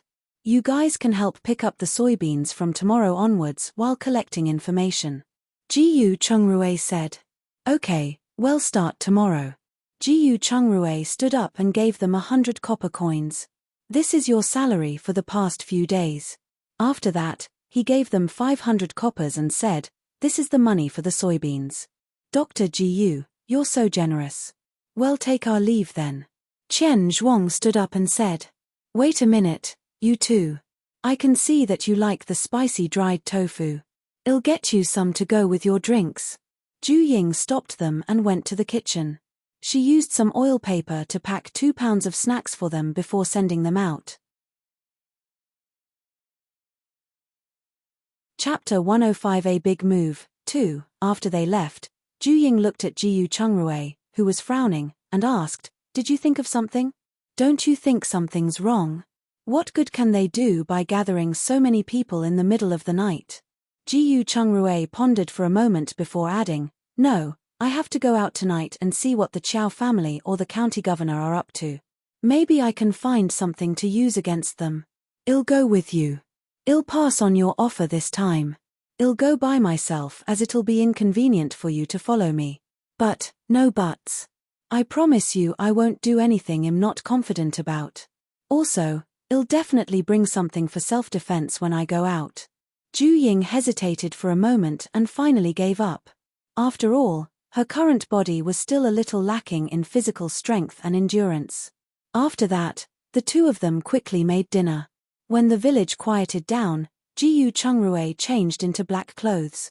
He took a few bags of knockout powder, an anesthetic gun, and a pair of binoculars and left quietly. Ju Ying went to the back of their house, prepped 100 pounds of soybeans to soak, and then braised some pig intestines. When she was done, she saw that Jiyu Chungrui had still not returned. Thus, she took out a book on mushroom cultivation from her interspace and started reading. On the other hand, Jiyu Chungrui walked along the river and hunkered down as he left the village. After ensuring no one was on the road, he quickly ran toward town. When he arrived near the Chow family's residence, he saw Elder Chow hurriedly leaving in a carriage. So, Jiyu Chungrui quietly followed. However, he lost them halfway but still managed to follow the route of the carriage. He did not expect that when he followed them all the way to the river, he would find about 100 or so people transporting goods down from a large ship. The destination of these goods happened to be the mountains. This made him immediately sense that something was amiss. He followed them from a distance and found the cave where they stored their goods. For the sake of safety, he retreated to a cypress tree about a mile away and quietly observed everything with his binoculars. Based on the weight and shape of the things they were carrying, he quickly determined that they were either consisting of grains or sand. However, it was impossible for them to be busy with a ship full of sand in the middle of the night, so it had to be grains. After the goods were transported, a team of well-trained people quickly came to guard the cave. Jiyu Chengrui's expression became serious looking at all this. If these were not private soldiers, they must have been provided by someone behind the governor with military power. This was not a joke. The issue was where such a large amount of grain came from and where it was about to transport. It seemed that this matter was getting big, and it was not something that a small fry like him could get involved in. He could only silently remark and see if he could find the owner of these lost items. Thinking of this, he got down from the tree and quietly went down the mountain. After the workers at the foot of the mountain had completely left, he walked along the riverbank in the direction of his home. When he reached a turn, he tripped over something and almost fell. Then, he heard a muffled groan. Jiyu Chungrui was shocked, turning around hurriedly and looking down. He realized that he had tripped over a human arm. Looking at the arm, it was someone with noble status, wearing a jade crown on his head. However, looking at his half-dead appearance, it was obvious that his injuries were severe. After hesitating, Jiyu Chungrui squatted down and carefully examined him. Jiyu Chungrui didn't expect to meet someone so unlucky. Not only was the person seriously injured, but also poisoned. If the person weren't treated in time, he wouldn't be able to live past tonight. Chapter 106. Unlucky man. Jiyu Chungrui saw that there were thick calluses between the thumb and the palm of this person's right hand. One look and Jiyu Chungrui could tell that he was used to holding a sword. He thought of this as he remembered the ship with grains. He wondered if there was any connection between the two. After struggling for a while, he finally decided to save him. If it was a descendant of the Qiao family, he could just kill him later. If it were the Qiao family's sworn enemy, this would be a sharp sword delivered to their door. It would be a waste not to use it. Then, Jiyu Chungrui searched the nearby area and ensured he didn't leave anything behind. After scrambling up their traces, he quickly rushed home with the unlucky guy on his back. Ju Ying, who had been studying mushroom cultivation, immediately put down her book and walked out when she heard Zhuang's bark. Just as she reached the gate, she heard a familiar voice. "Babe, open the door." After Ju Ying confirmed it was Jiyu Chungrui, she immediately opened the door. She was surprised to see a person on his back, but she quickly let him in and closed the door. After entering the house, she asked, "Rui, who is this person?" "I don't know, as I saved him on the way." "Take us into the interspace. His injuries are too severe, and he needs an operation." Ju Ying nodded and brought them into her interspace. Then, she sent them to a small operating room on the villa's first floor. After Jiyu Chungrui put the person down, he gave her a list of medicines to prepare. He sat at the side and panted heavily. Seeing this, Ju Ying took a bottle of mineral water and handed it to him. Then, she turned around and went to the warehouse to prepare the medicines. After she returned, Jiyu Chungrui did not dare to delay any further. The two of them worked together to start preparing for this operation. When Jiyu Chungrui took off the poor man's wet clothes, he realized that there were many wounds on his body, knife and arrow wounds both. "I think this person's identity is not simple," Ju Ying quipped. Jiyu Chungrui nodded in agreement. "Yes," he confirmed. "He should be from the military." Then, he saw that the knife wound on the person's back had extended into his pants. He looked up and said, "Babe, go and find him some clean clothes." "Leave this to me." "Sure, call me if you need anything." After Ju Ying finished speaking, she turned around and walked out. Then, she took a new set of Jiyu Chengrui's undergarments, disinfected them in the washing machine, and hung them outside the operating room with a hook. At this time, her stomach growled, and she remembered that it was almost dawn. Ju Ying went to cook a pot of pork and century egg porridge and drank a bowl of it. After about 2 hours, Jiyu Chungrui finally left the operating room, exhausted.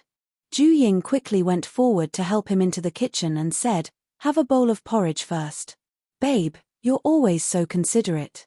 Jiyu Chungrui spoke weakly as he took the porridge and drank it in big mouthfuls. Only after Jiyu Chungrui relaxed did he realize that his legs were as heavy as lead. He couldn't even lift them. Seeing this, Ju Ying put the empty bowl aside and said, "You've been busy the whole night. Hurry up and go to sleep." "Okay, one of the medicines I gave him is a relaxant so that he won't wake up for a while. You should go out and sleep too.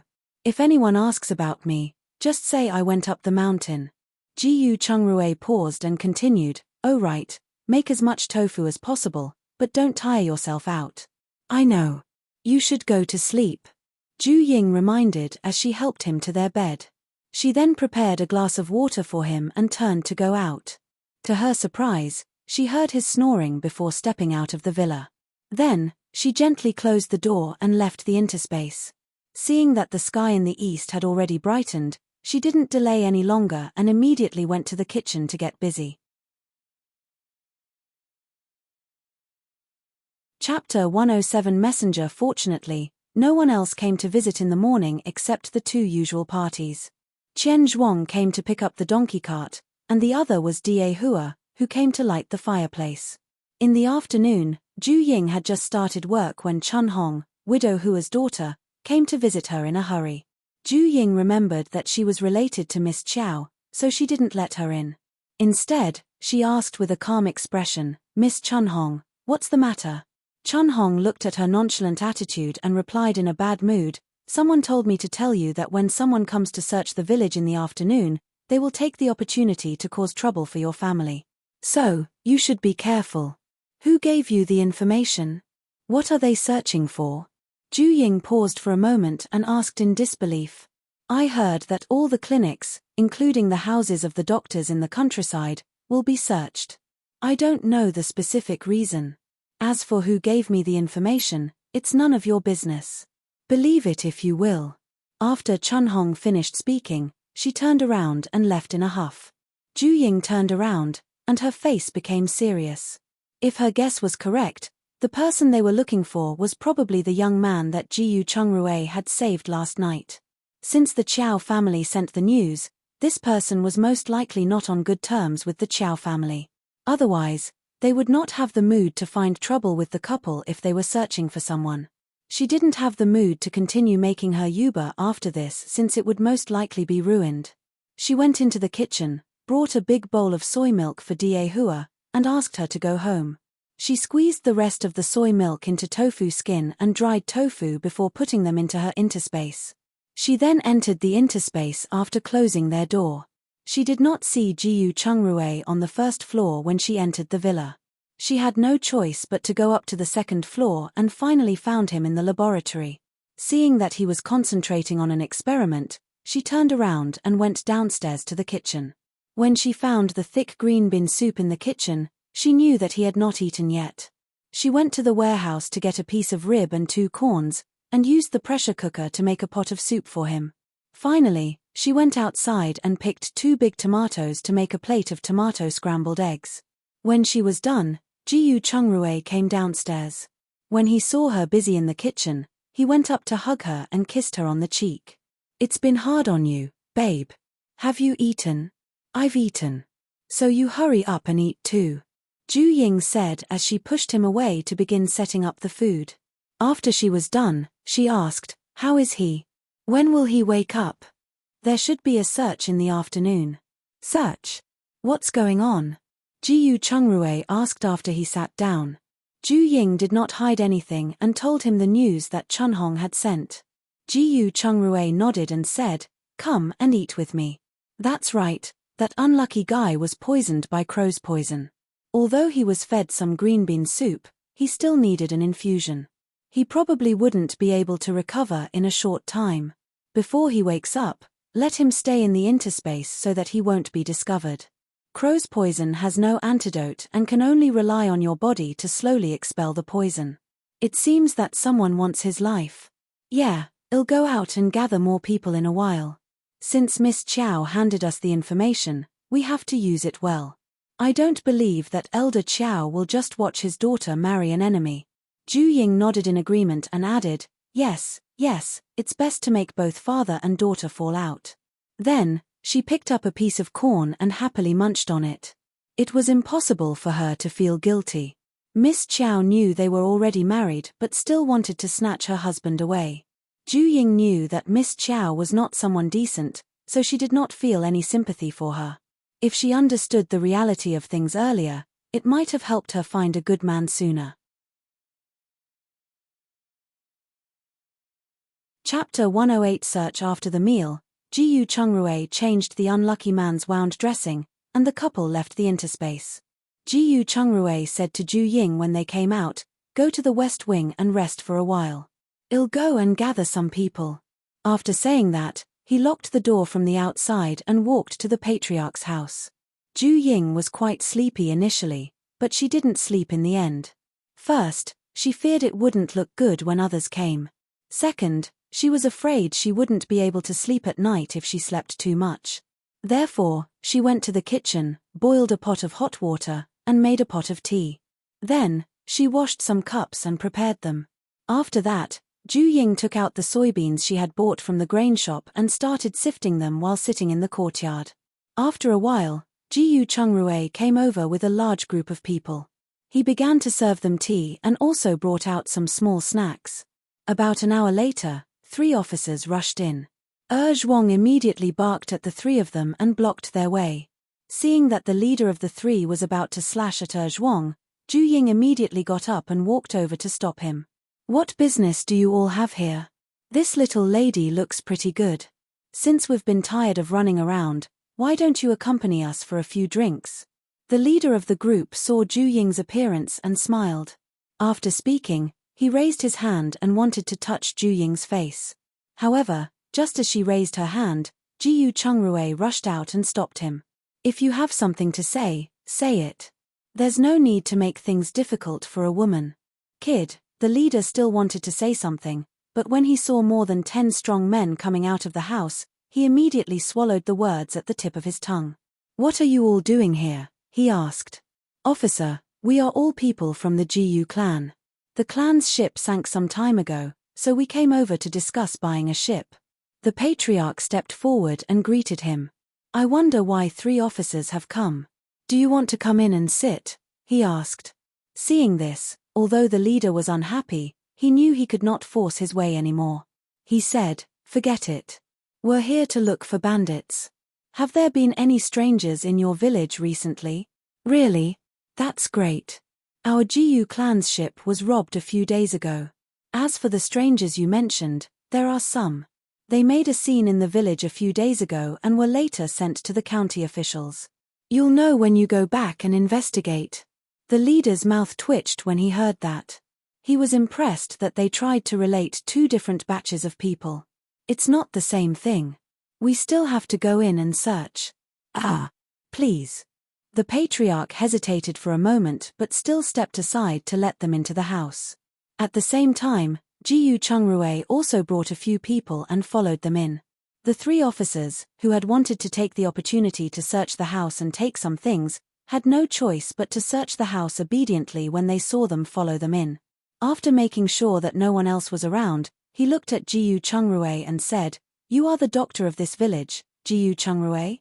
"Yes, I know some arts of medicine." Jiyu Chungrui answered respectfully. "One of the criminals we are searching for is seriously injured. If anyone comes to treat his wounds, remember to report it in time. In addition, don't simply prescribe your medicine for now. Once we find out, you'll be treated as a traitor." "Yes." Seeing this, the leader waved his hand, and 2 of his men went to the medicine cabinet and searched for all medicines for external injuries. Ultimately, they even took away the most expensive bag of ginseng slices. What if the villagers are injured after these have been taken away?" Jiyu Chungrui stepped forward and said hesitantly. Chapter 109. Worry if you don't want to cause trouble, don't butt your head in. Remember to report to me immediately if you see anyone with knife wounds. The leader glared at him coldly. Then, he turned around and left with his men and medicinal herbs. After they left, the patriarch instructed, "Chungrui, it hasn't been peaceful recently. You must be careful. Don't let the Qiao family get hold of anything." "I will. Don't worry, uncle." Jiyu Chungrui nodded. "Okay, we'll be going then. Remember to call us if you need anything." "I will, but you guys should sit for a while longer. It's still early." "No, there are many things to do at the workshop." The patriarch turned around and left after he finished speaking. After the 3 officers left the village, the youngest among them, carrying the medicinal herbs, said with a smile, "That young lady from the Jiyu family is really attractive. You dunderhead. Let's hurry up with our search. Otherwise, we won't even be able to keep our jobs," the leader said in an unpleasant tone. "Do you think the Jiyu clan received a notice in advance?" one of them asked thoughtfully. "Otherwise, why would they just happen to be gathered there?" "No way. After we arrived in town, we took action straight after lunch. How could anyone leak the news? Maybe I'm just overthinking it. Why don't I stay behind to investigate and see if the person is hiding in someone else's house? Don't get any funny ideas. That place is nearly 50 miles from here. How could he have gone so far with such serious injuries? Let's hurry and visit all the nearby village doctors. On the other hand, after everyone left, Ju Ying sent Jiyu Chungrui to her interspace. Then, she locked the door and entered the mountain with Zhuang. She planned to cut some withered grass and shrubs to start a fire. Jiyu Chungrui entered the operating room in the interspace and saw that the 4-drip was all used up. He immediately pulled out the needle and carefully checked the patient's condition. After confirming that his condition had stabilized, Jiyu Chungrui finally heaved a sigh of relief. He then checked the ureter. After ensuring he wouldn't wake up for a while, Jiyu Chungrui went out of the villa to feed the animals in the interspace. In the evening, Ju Ying had just returned home when Chen Zhuang and Jiyu Erjiang returned with the donkey cart. Seeing the pitiful amount of soybeans in the car, she asked in surprise, "My 2 brothers, why did you only get so few soybeans? Don't mention it. Haven't there been a lot of bean sprouts recently? There are no soybeans or green beans in the nearby villages. Some of them also wanted to sell them at a high price. That's why we're thinking of visiting the neighboring town tomorrow." Chen Zhuang shook his head. "I see. Then I'll have to bother you to search in the distance." After Ju Ying finished speaking, she took the soybeans, weighing less than 10 pounds. Then, she gave them a tael of silver. After Chen Zhuang took the silver, he returned the donkey cart and turned to leave. Ju Ying stared at the soybeans in her hand and was a little worried. It seemed that she had to prepare a batch of soybeans in advance from her interspace. Then, she made dinner and entered her interspace. Jiyu Chungrui saw her coming in and stepped forward. "Babe, you're finally here. He might wake up soon. We have to bring him out of the interspace quickly. Then hurry up. I'm done cooking. He'll be able to eat after we've settled him down. By the way, I made dried pot fish. Remember to serve it," Jiyu Chungrui said as he carried the unlucky fellow on his back. Seeing this, Ju Ying sent them out and took the dried pot fish out. After their meal, Jiyu Chungrui and the unlucky guy slept on the brick bed while Ju Ying went to the west room.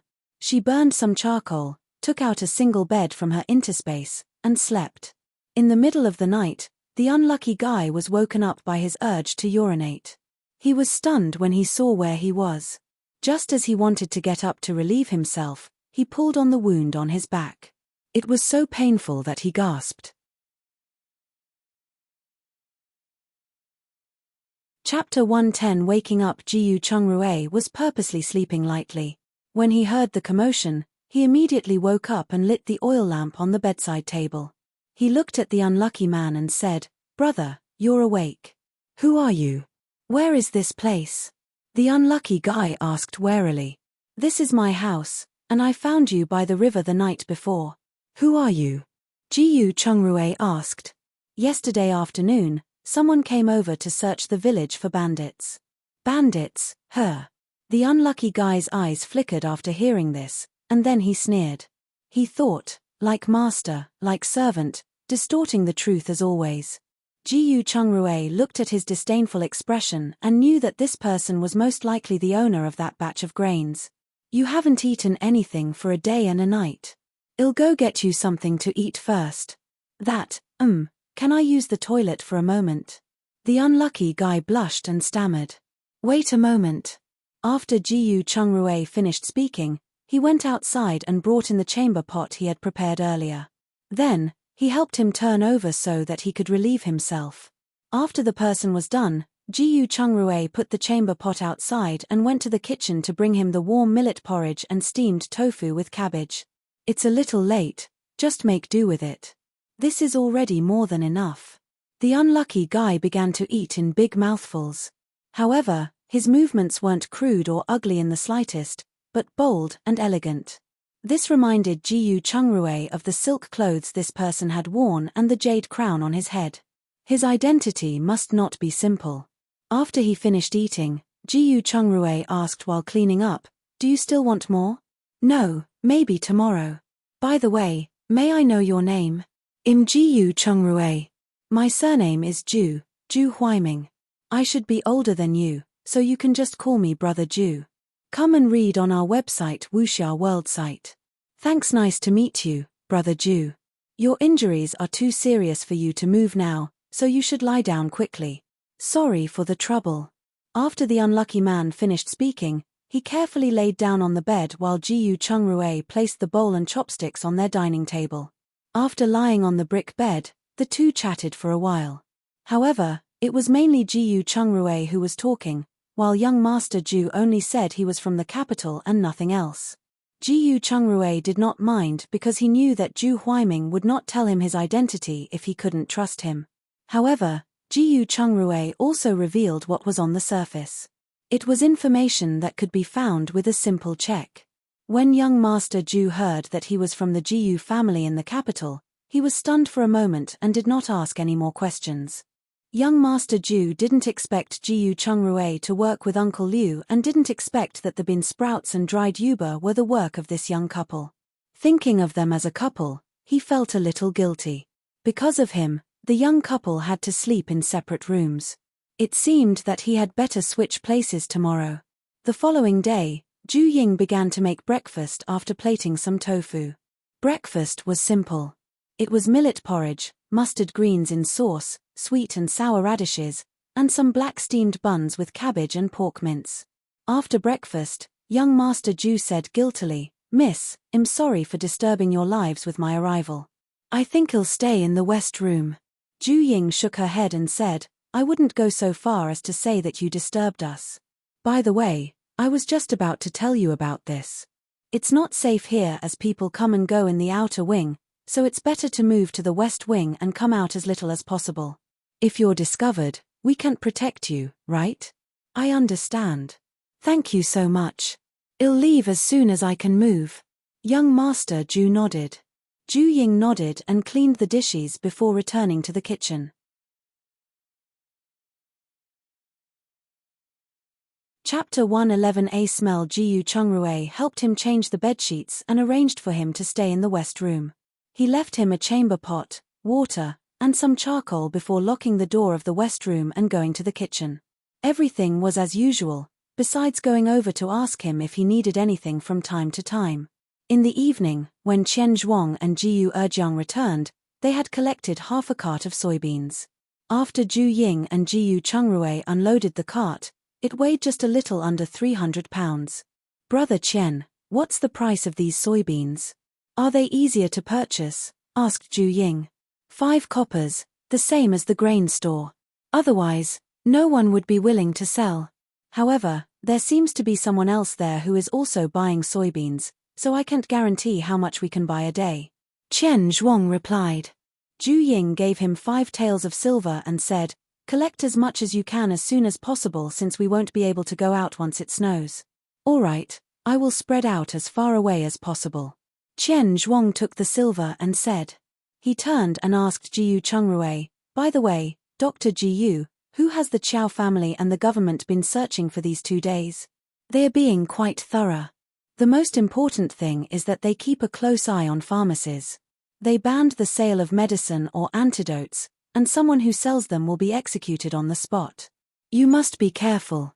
I've heard about this too. They said they were looking for some water bandits." "What water bandits?" "The authorities in this area are so strict that there are no water bandits. They might be looking for someone else." "Is that so? Then you guys see if you can find out more and see what the Chow family is up to. Don't worry, we'll keep an eye on this." After sending off Chen Zhuang, Ju Ying and Jiu Chungrui had dinner. After dinner, Jiu Chungrui went to the west room to get the empty dishes. Young Master Ju looked up and asked curiously, "Are you interested in the Chow family's affairs?" "How do I put it? Because of some grudges between our ancestors, the Chow family has been suppressing us. They even sank my father's ship some time ago, causing my father and second uncle to be bedridden.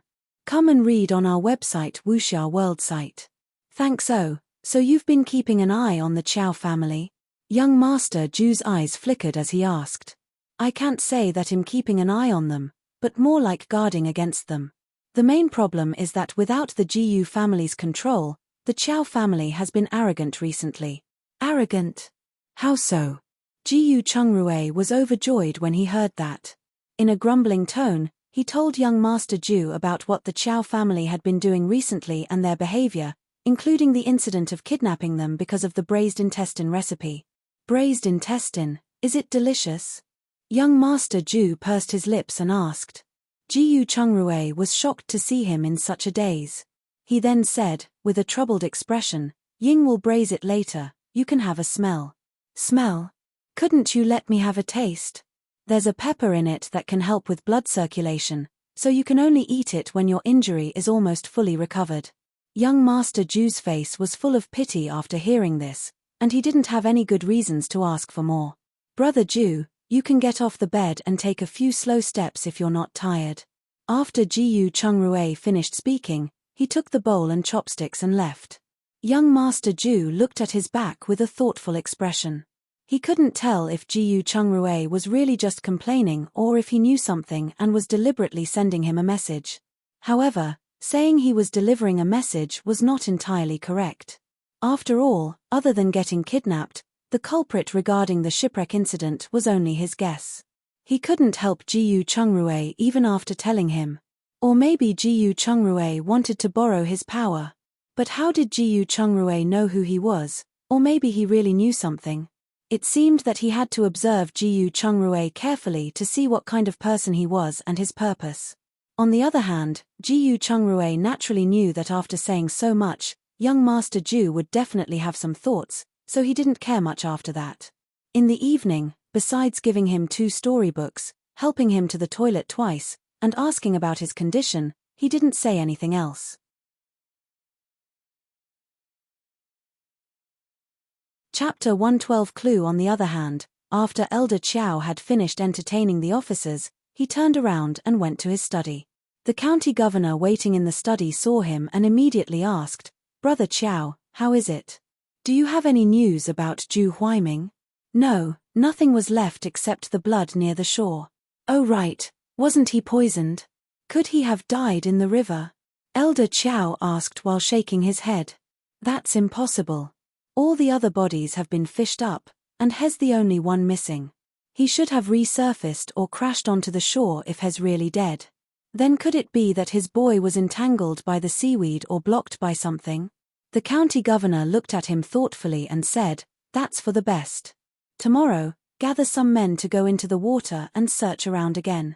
I'll look around and see if I can find any other clues. Elder Chow replied, I'll make the arrangements now. The county governor reminded, Remember to investigate carefully. Whether He's alive or dead, we have to get confirmation and or control him if He's alive. Otherwise, we'll all die. Understood. Then I'll go back now. After the county governor finished speaking, he turned around and left the study. Then, he left the Chow estate through the nearest exit and rushed to town. The couple stayed at home for the next 2 days to make tofu as usual. Other than taking care of young Master Ju, GU Chungrui would cook some porridge to nourish his body from time to time. Other than them, he would sometimes send some to Father GU and the rest. All of a sudden, the couple's popularity in the village rose. Back to Elder Chow, he was so anxious that he had a mouthful of blisters. One day, when he saw the officers return empty-handed again, he became increasingly impatient as his anger grew. Come and read on our website Wuxia World site. Thanks. However, he also knew now was not the time to be angry. So after everyone finished eating, he asked, Officers, did you find anything unusual when you went out to look around these last few days? Please think about it carefully. Something unusual? The constable thoughtfully replied. Yes, anything that you think is strange. Otherwise, a living person wouldn't have disappeared into thin air, right? Constable Lee looked at the other officers and commanded, Brothers, think about it carefully. Think about anything out of the ordinary. As soon as he finished speaking, everyone began to recount the places that had felt wrong or where their searches hadn't been smooth. Some mentioned villages with too many dogs, and it was impossible to hide their tracks. Someone lost their clothes in a village. All sorts of news in one of the villages. Elder Chow's head was about to explode, but he could not find any helpful information. The leader who had gone to Gu Chengru's house said, "There's something that I find suspicious, but I can't find anything wrong with it. If there's anything, say it. We'll make a judgment together." Constable Li said. On the first day, when we were informed to investigate the village doctor, we met more than 10 people at Dr. Gus' house in Shanghe village. At that time, they said they were discussing buying a ship for the clan. However, after we entered the house, we found that there was tea and all kinds of snacks in the house. It didn't seem like they were talking about business. So, I'm thinking that they might have received some news in advance, waiting there. Received news in advance? I don't think that's possible. We basically acted together that day, Constable Li stated uncertainly. After he finished speaking, he looked at Elder Chow. After all, he was the only one in the town who had received the news in advance. Elder Chow was abnormally irritated by his distrustful gaze. Still, he quickly recalled his previous instructions and turned to find Xiao Mu to ask, "Did you pass down the order I previously told you to find trouble with Gu Chengru during the search?" Chapter 113. Searching. Xiao Mu naturally heard the conversation and nodded repeatedly. "I did. I asked Qiao Yuan to inform the officers who were assigned there personally. They also brought back a lot of medicinal herbs. Go and call Qiao Yuan over. See if he told anyone else." Elder Qiao said thoughtfully. Although Xiao Mu felt that his son would not reveal anything, he still turned around and called him. After Qiao Yuan found out why Elder Qiao was looking for him, he had a troubled expression on his face.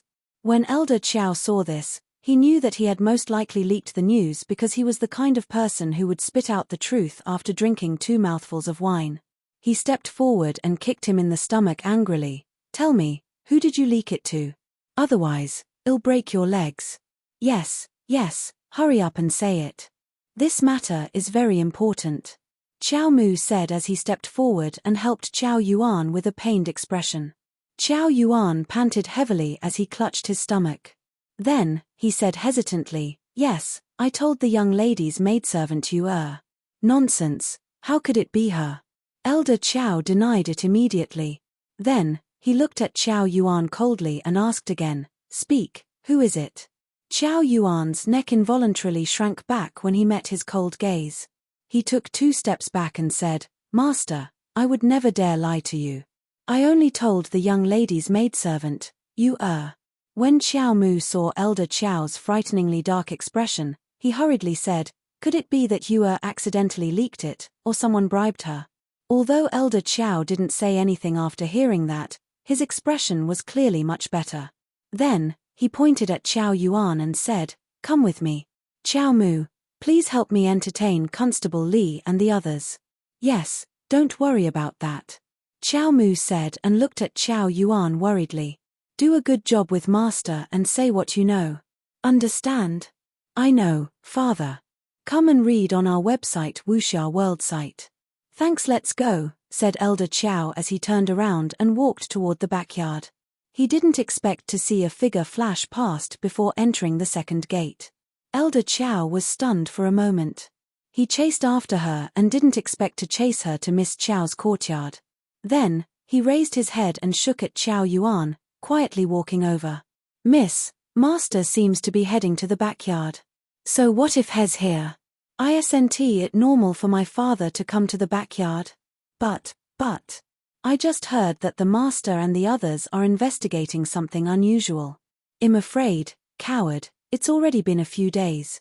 Who would still pay attention to such a small matter? By the way, what's going on in the front yard? When can we leave?" Before Miss Qiao could finish her sentence, Elder Qiao lifted the curtain and walked in with a dark face. When Miss Qiao saw him enter, she was stunned for a moment. Then, she gave Yu a look, got up, and quickly rushed toward Elder Qiao to hug him. However, she was slapped to the side by Elder Qiao. Yu and Qiao Yuan were shocked. They had seen how much the elder doted on the young miss.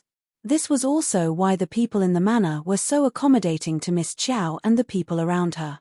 He had never thought that Elder Qiao would one day hit her. More importantly, slapping so ruthlessly. As for Miss Qiao, She was at first stunned, then in disbelief. When she returned to her senses, she felt a burning pain in her face and teeth. A mouthful of blood-stained drool instantly flowed out when she opened her mouth. Drop by drop, it dripped onto the ground. In just a moment, the blood had covered the ground, scaring Miss Chow silly. Chapter 114 Confirmation. Elder Chow's heart twitched when he saw this. This child was his only daughter and also his legitimate daughter.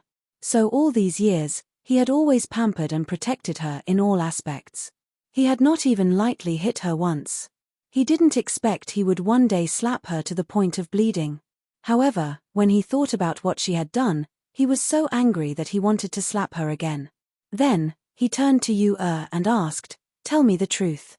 3 days ago, who incited you to try and get information from Chow Yuan? Who did you give the information to?" Yu-Er's body trembled when she heard this. Then, she knelt on the ground with a plop and secretly looked at Miss Chow. However, Miss Chow was still in a daze and didn't receive her signal for help. Seeing her reaction, Elder Chow already had an answer, but he refused to believe that his daughter was the one who stabbed him in the back. He then raised his leg and kicked Yu-Er in the chest. He gritted his teeth and demanded, "Speak. Who did you give the information to?" Yu-Er fell to the ground from the kick and spat a mouthful of blood. However, she did not dare to tell the truth. After all, in the Chow estate, a servant who betrayed their master would be sold to the mines. She did not want to go to the mines and suffer that kind of pain. "Are you going to tell me or not? Otherwise, I'll invite your entire family." Elder Chow stepped forward and threatened. Yu-Er looked at the shadow beside her and panicked. In the end, she still confessed everything honestly. At the same time, she hated Miss Chow, as she had promised to protect her after the incident. She didn't expect that her master wouldn't even say a word when it came to it. "Good, very good." Elder Chow clenched his fists tightly and turned to Chow Yuan, "Send her to the Tsuehong building." Yu-Er was stunned, as she knew the Tsuehong building was every man's favorite place. Then, she quickly shook her head and shouted, "No, no, miss, save me. I don't want to be sold. Come and read on our website Wuxia World site. Thanks, take her away," Elder Chow said as he turned around to walk out. At this moment, Chow Yuan also stepped forward and pulled the crying Yu-Er out. When they reached the door, Yu-Er clung to the door frame and shouted at Miss Chow, young miss, save me, save Yu-Er." Miss Chow finally came back to her senses. When she saw that Yu-Er was about to be pulled away, she immediately stepped forward and grabbed Chow Yuan's arm. "Brother Chow, let go of Yu-Er. I did it. It has nothing to do with her." Chow Yuan ignored her and looked at Elder Chow. Hearing his daughter admit it, Elder Chow's mind went blank. After a while, he turned around and said, "I really raised such a good daughter. Not only is she a traitor, but she's also helping the enemy deal with her father." "Father." Miss Chow knelt down. "Don't. I can't be called father by you. You actually don't care about your father's life in exchange for a man. Do you know that if this matter really goes wrong, the head on this old man's shoulder will be gone?" "Dad, I didn't." Miss Chow shook her head. "That's enough.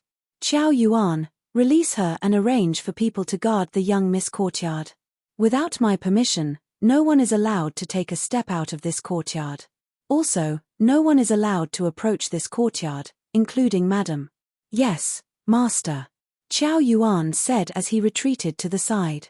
"Guard it well to atone for your crime. You'll be going up the mountain to mine stones if there's any more trouble." After Elder Chow finished speaking, he turned around and left. When Miss Chow saw this, she fell to the ground. Chow Yuan immediately gave Yu-Er a look, telling her to take care of the young lady while he went out to call the guards.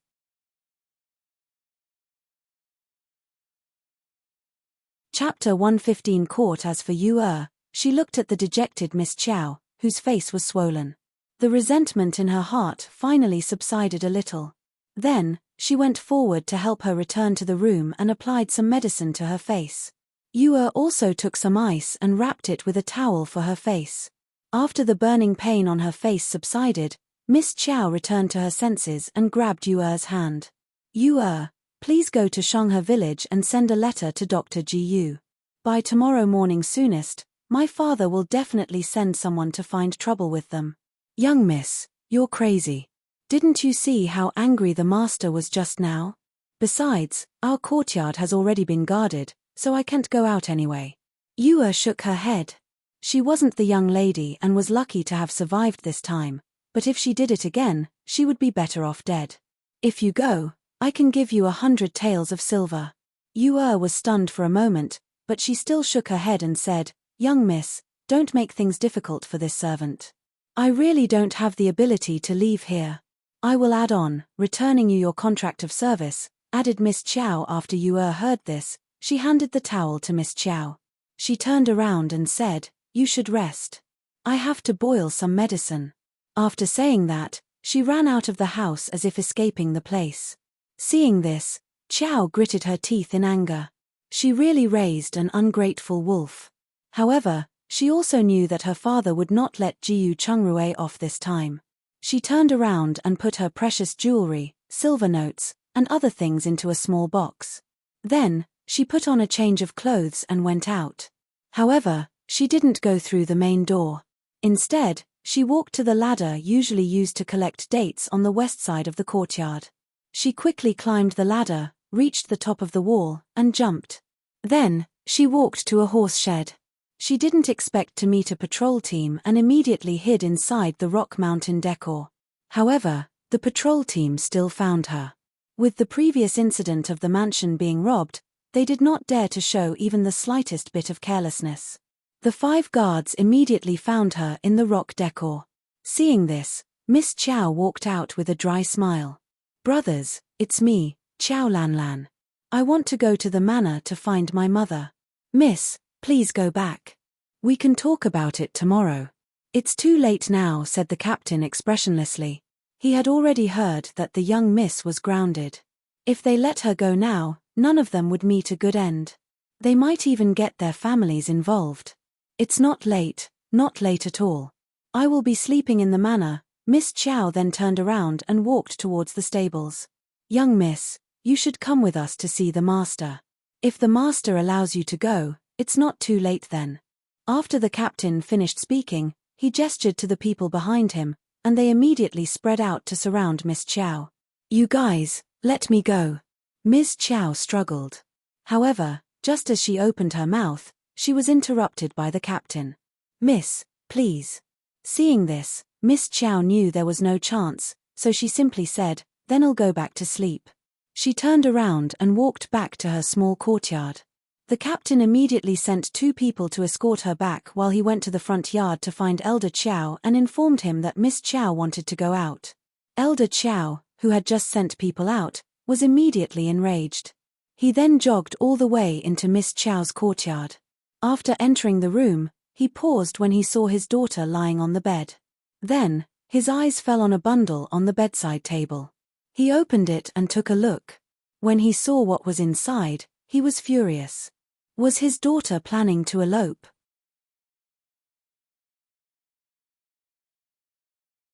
Chapter 116. Coming here at this thought, he grabbed Miss Chow's arm and pulled her out. He pointed at the things on the table and said, Tell me, what's going on? Father, be gentler. It hurts. Miss Chow pouted. Tell me, or I'll strangle you to death, so you don't embarrass me. After Elder Chow finished speaking, he clutched her vital spot in anger. At the same time, his eyes were red, his nostrils were enlarged, and his hair was almost standing up. Seeing his fierce look, Miss Chow was so scared that she didn't dare move or speak. Seeing this, Elder Chow felt helpless and infuriated. He threw her onto the bed and said, I thought you were still young and wanted to stay for 2 more years, but it seems like I can't. From today on, you can embroider your dowry in your room. Father will help you find a good family to marry into as soon as possible. After he finished speaking, he flicked his sleeves and turned to leave. When Miss Chow heard this, she was stunned momentarily and immediately chased after him. Father, don't. I don't want to get married. However, this time, Elder Chow did not pay any attention to her. Instead, he walked faster. When he came out, he looked at Xiao Yuan, who was kneeling on the ground. He said, "Watch carefully this time. If you make another mistake, I'll take your life." "Yes, master. I'll definitely look after the young miss." Xiao Yuan quickly nodded. After Elder Xiao left, he immediately called two of his brothers to the small courtyard to put away any ladder, high stool, rope, and other things that could be used for climbing. He also instructed Yu to keep her knives, scissors, and other things in case of emergencies. While this was happening, Qiao Mu personally led more than 10 skilled servants to Shanghe village in order to atone for his son's sins. However, what he didn't see was that one of them quietly left the line after they went out. When the person was near the dock, he turned to find Manager Liu and told him about the matter. "Dr. Gus' house. Are you sure? Our people from the restaurant went there every day to pick up goods, but they didn't see General Zhu." Manager Liu looked at the man in shock. "I'm not sure, but it looks like it should be the deal. As for the fact that we didn't see him, it could also be that General Zhu's injuries are too severe, and he simply can't go out. Or rather, he doesn't dare go out. You have to make a decision quickly," the man urged. "Otherwise, it'll be really dangerous if they get there first." Manager Liu finally nodded and went to a small courtyard not far away to call for more than 10 people. The group of people set off at top speed after covering their faces. Finally, they met near Xiahe village. After the two parties fought for a short while, Qiao Mu and his party were knocked down to the ground. "Take them to the manor and lock them up," Manager Liu said. "Interrogate them properly, especially since Qiao Mu knows a lot." "Yes." One of them responded and then escorted Qiao Mu's group to a manor outside the town.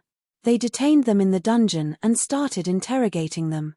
On the other hand, Manager Liu brought 2 men with him and sneaked into Shanghe village to find the Jiyu couple. As soon as they got close to Zhuang, he started barking. This woke up the 3 people in the house. When Zhu Ying woke up, she gave Jiyu Chungrui a bottle of pepper spray and said, "Rui, try not to open the door before asking clearly who it is." "I know. You should get up as well. If something goes wrong, hide brother Zhu well." After Jiyu Chungrui finished speaking, he quickly put on his clothes and coat before leaving. At the same time, Zhu Ying also quickly got up and prepared a small bag of knockout powder. If their visitors came with bad intentions, she would knock young Master Zhu unconscious and put him in her interspace. After she was done with her preparations, she stood guard at the west wing door and waited for Jiyu Chengrui's signal. Young Master Zhu, who was in the west room, also slowly put on his clothes. If the people out there really came with ill intentions, he would escape to avoid bringing a fatal disaster to the couple.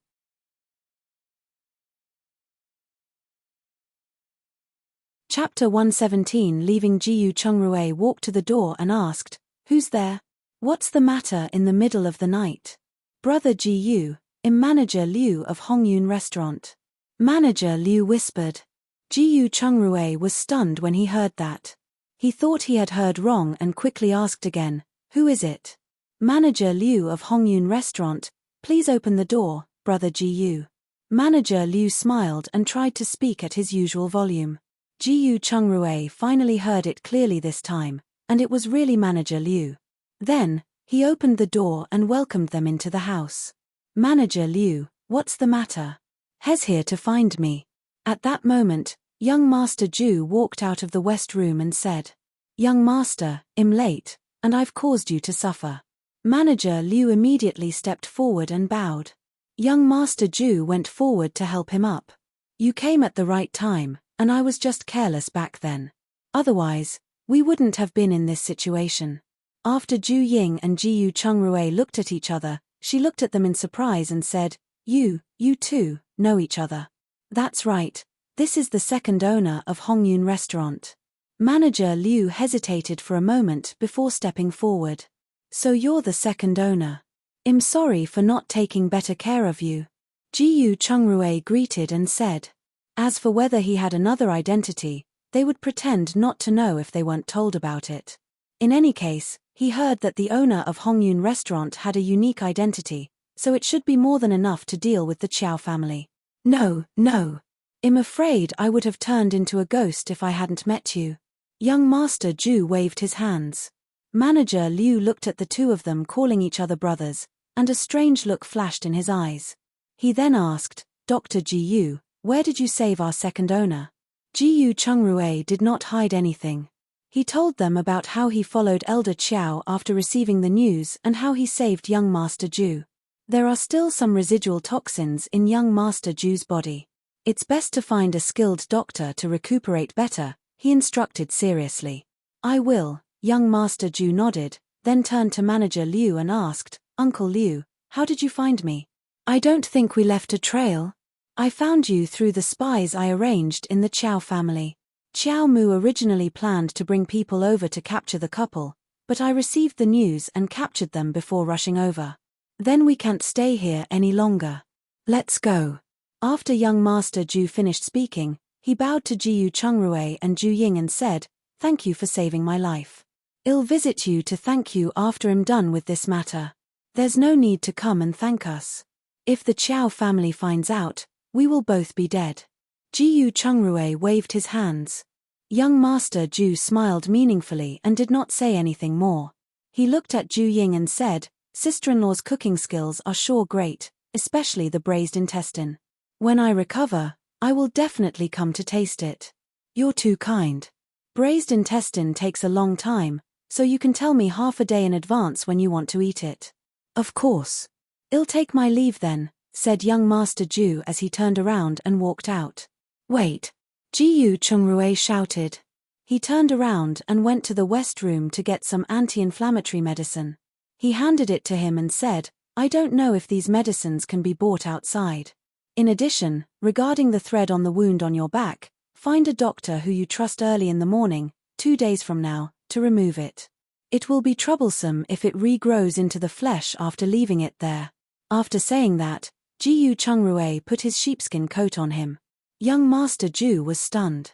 He lifted his hands to touch his back and said, The day after tomorrow, right? I've noted it down. We'll be leaving now. After saying their goodbyes, he led Manager Liu and the other two out. Not far from the village, they met a carriage picking them up, and then the group rushed to town. You're tuning in to the Dreamy Chapters YouTube channel. We're so grateful for your support and don't forget to subscribe to join us on this incredible journey through captivating stories. Your generosity through donations truly makes a world of difference, as it's the primary source of revenue that allows me to expand and enhance this channel for you. Thank you from the bottom of my heart for being a part of this adventure.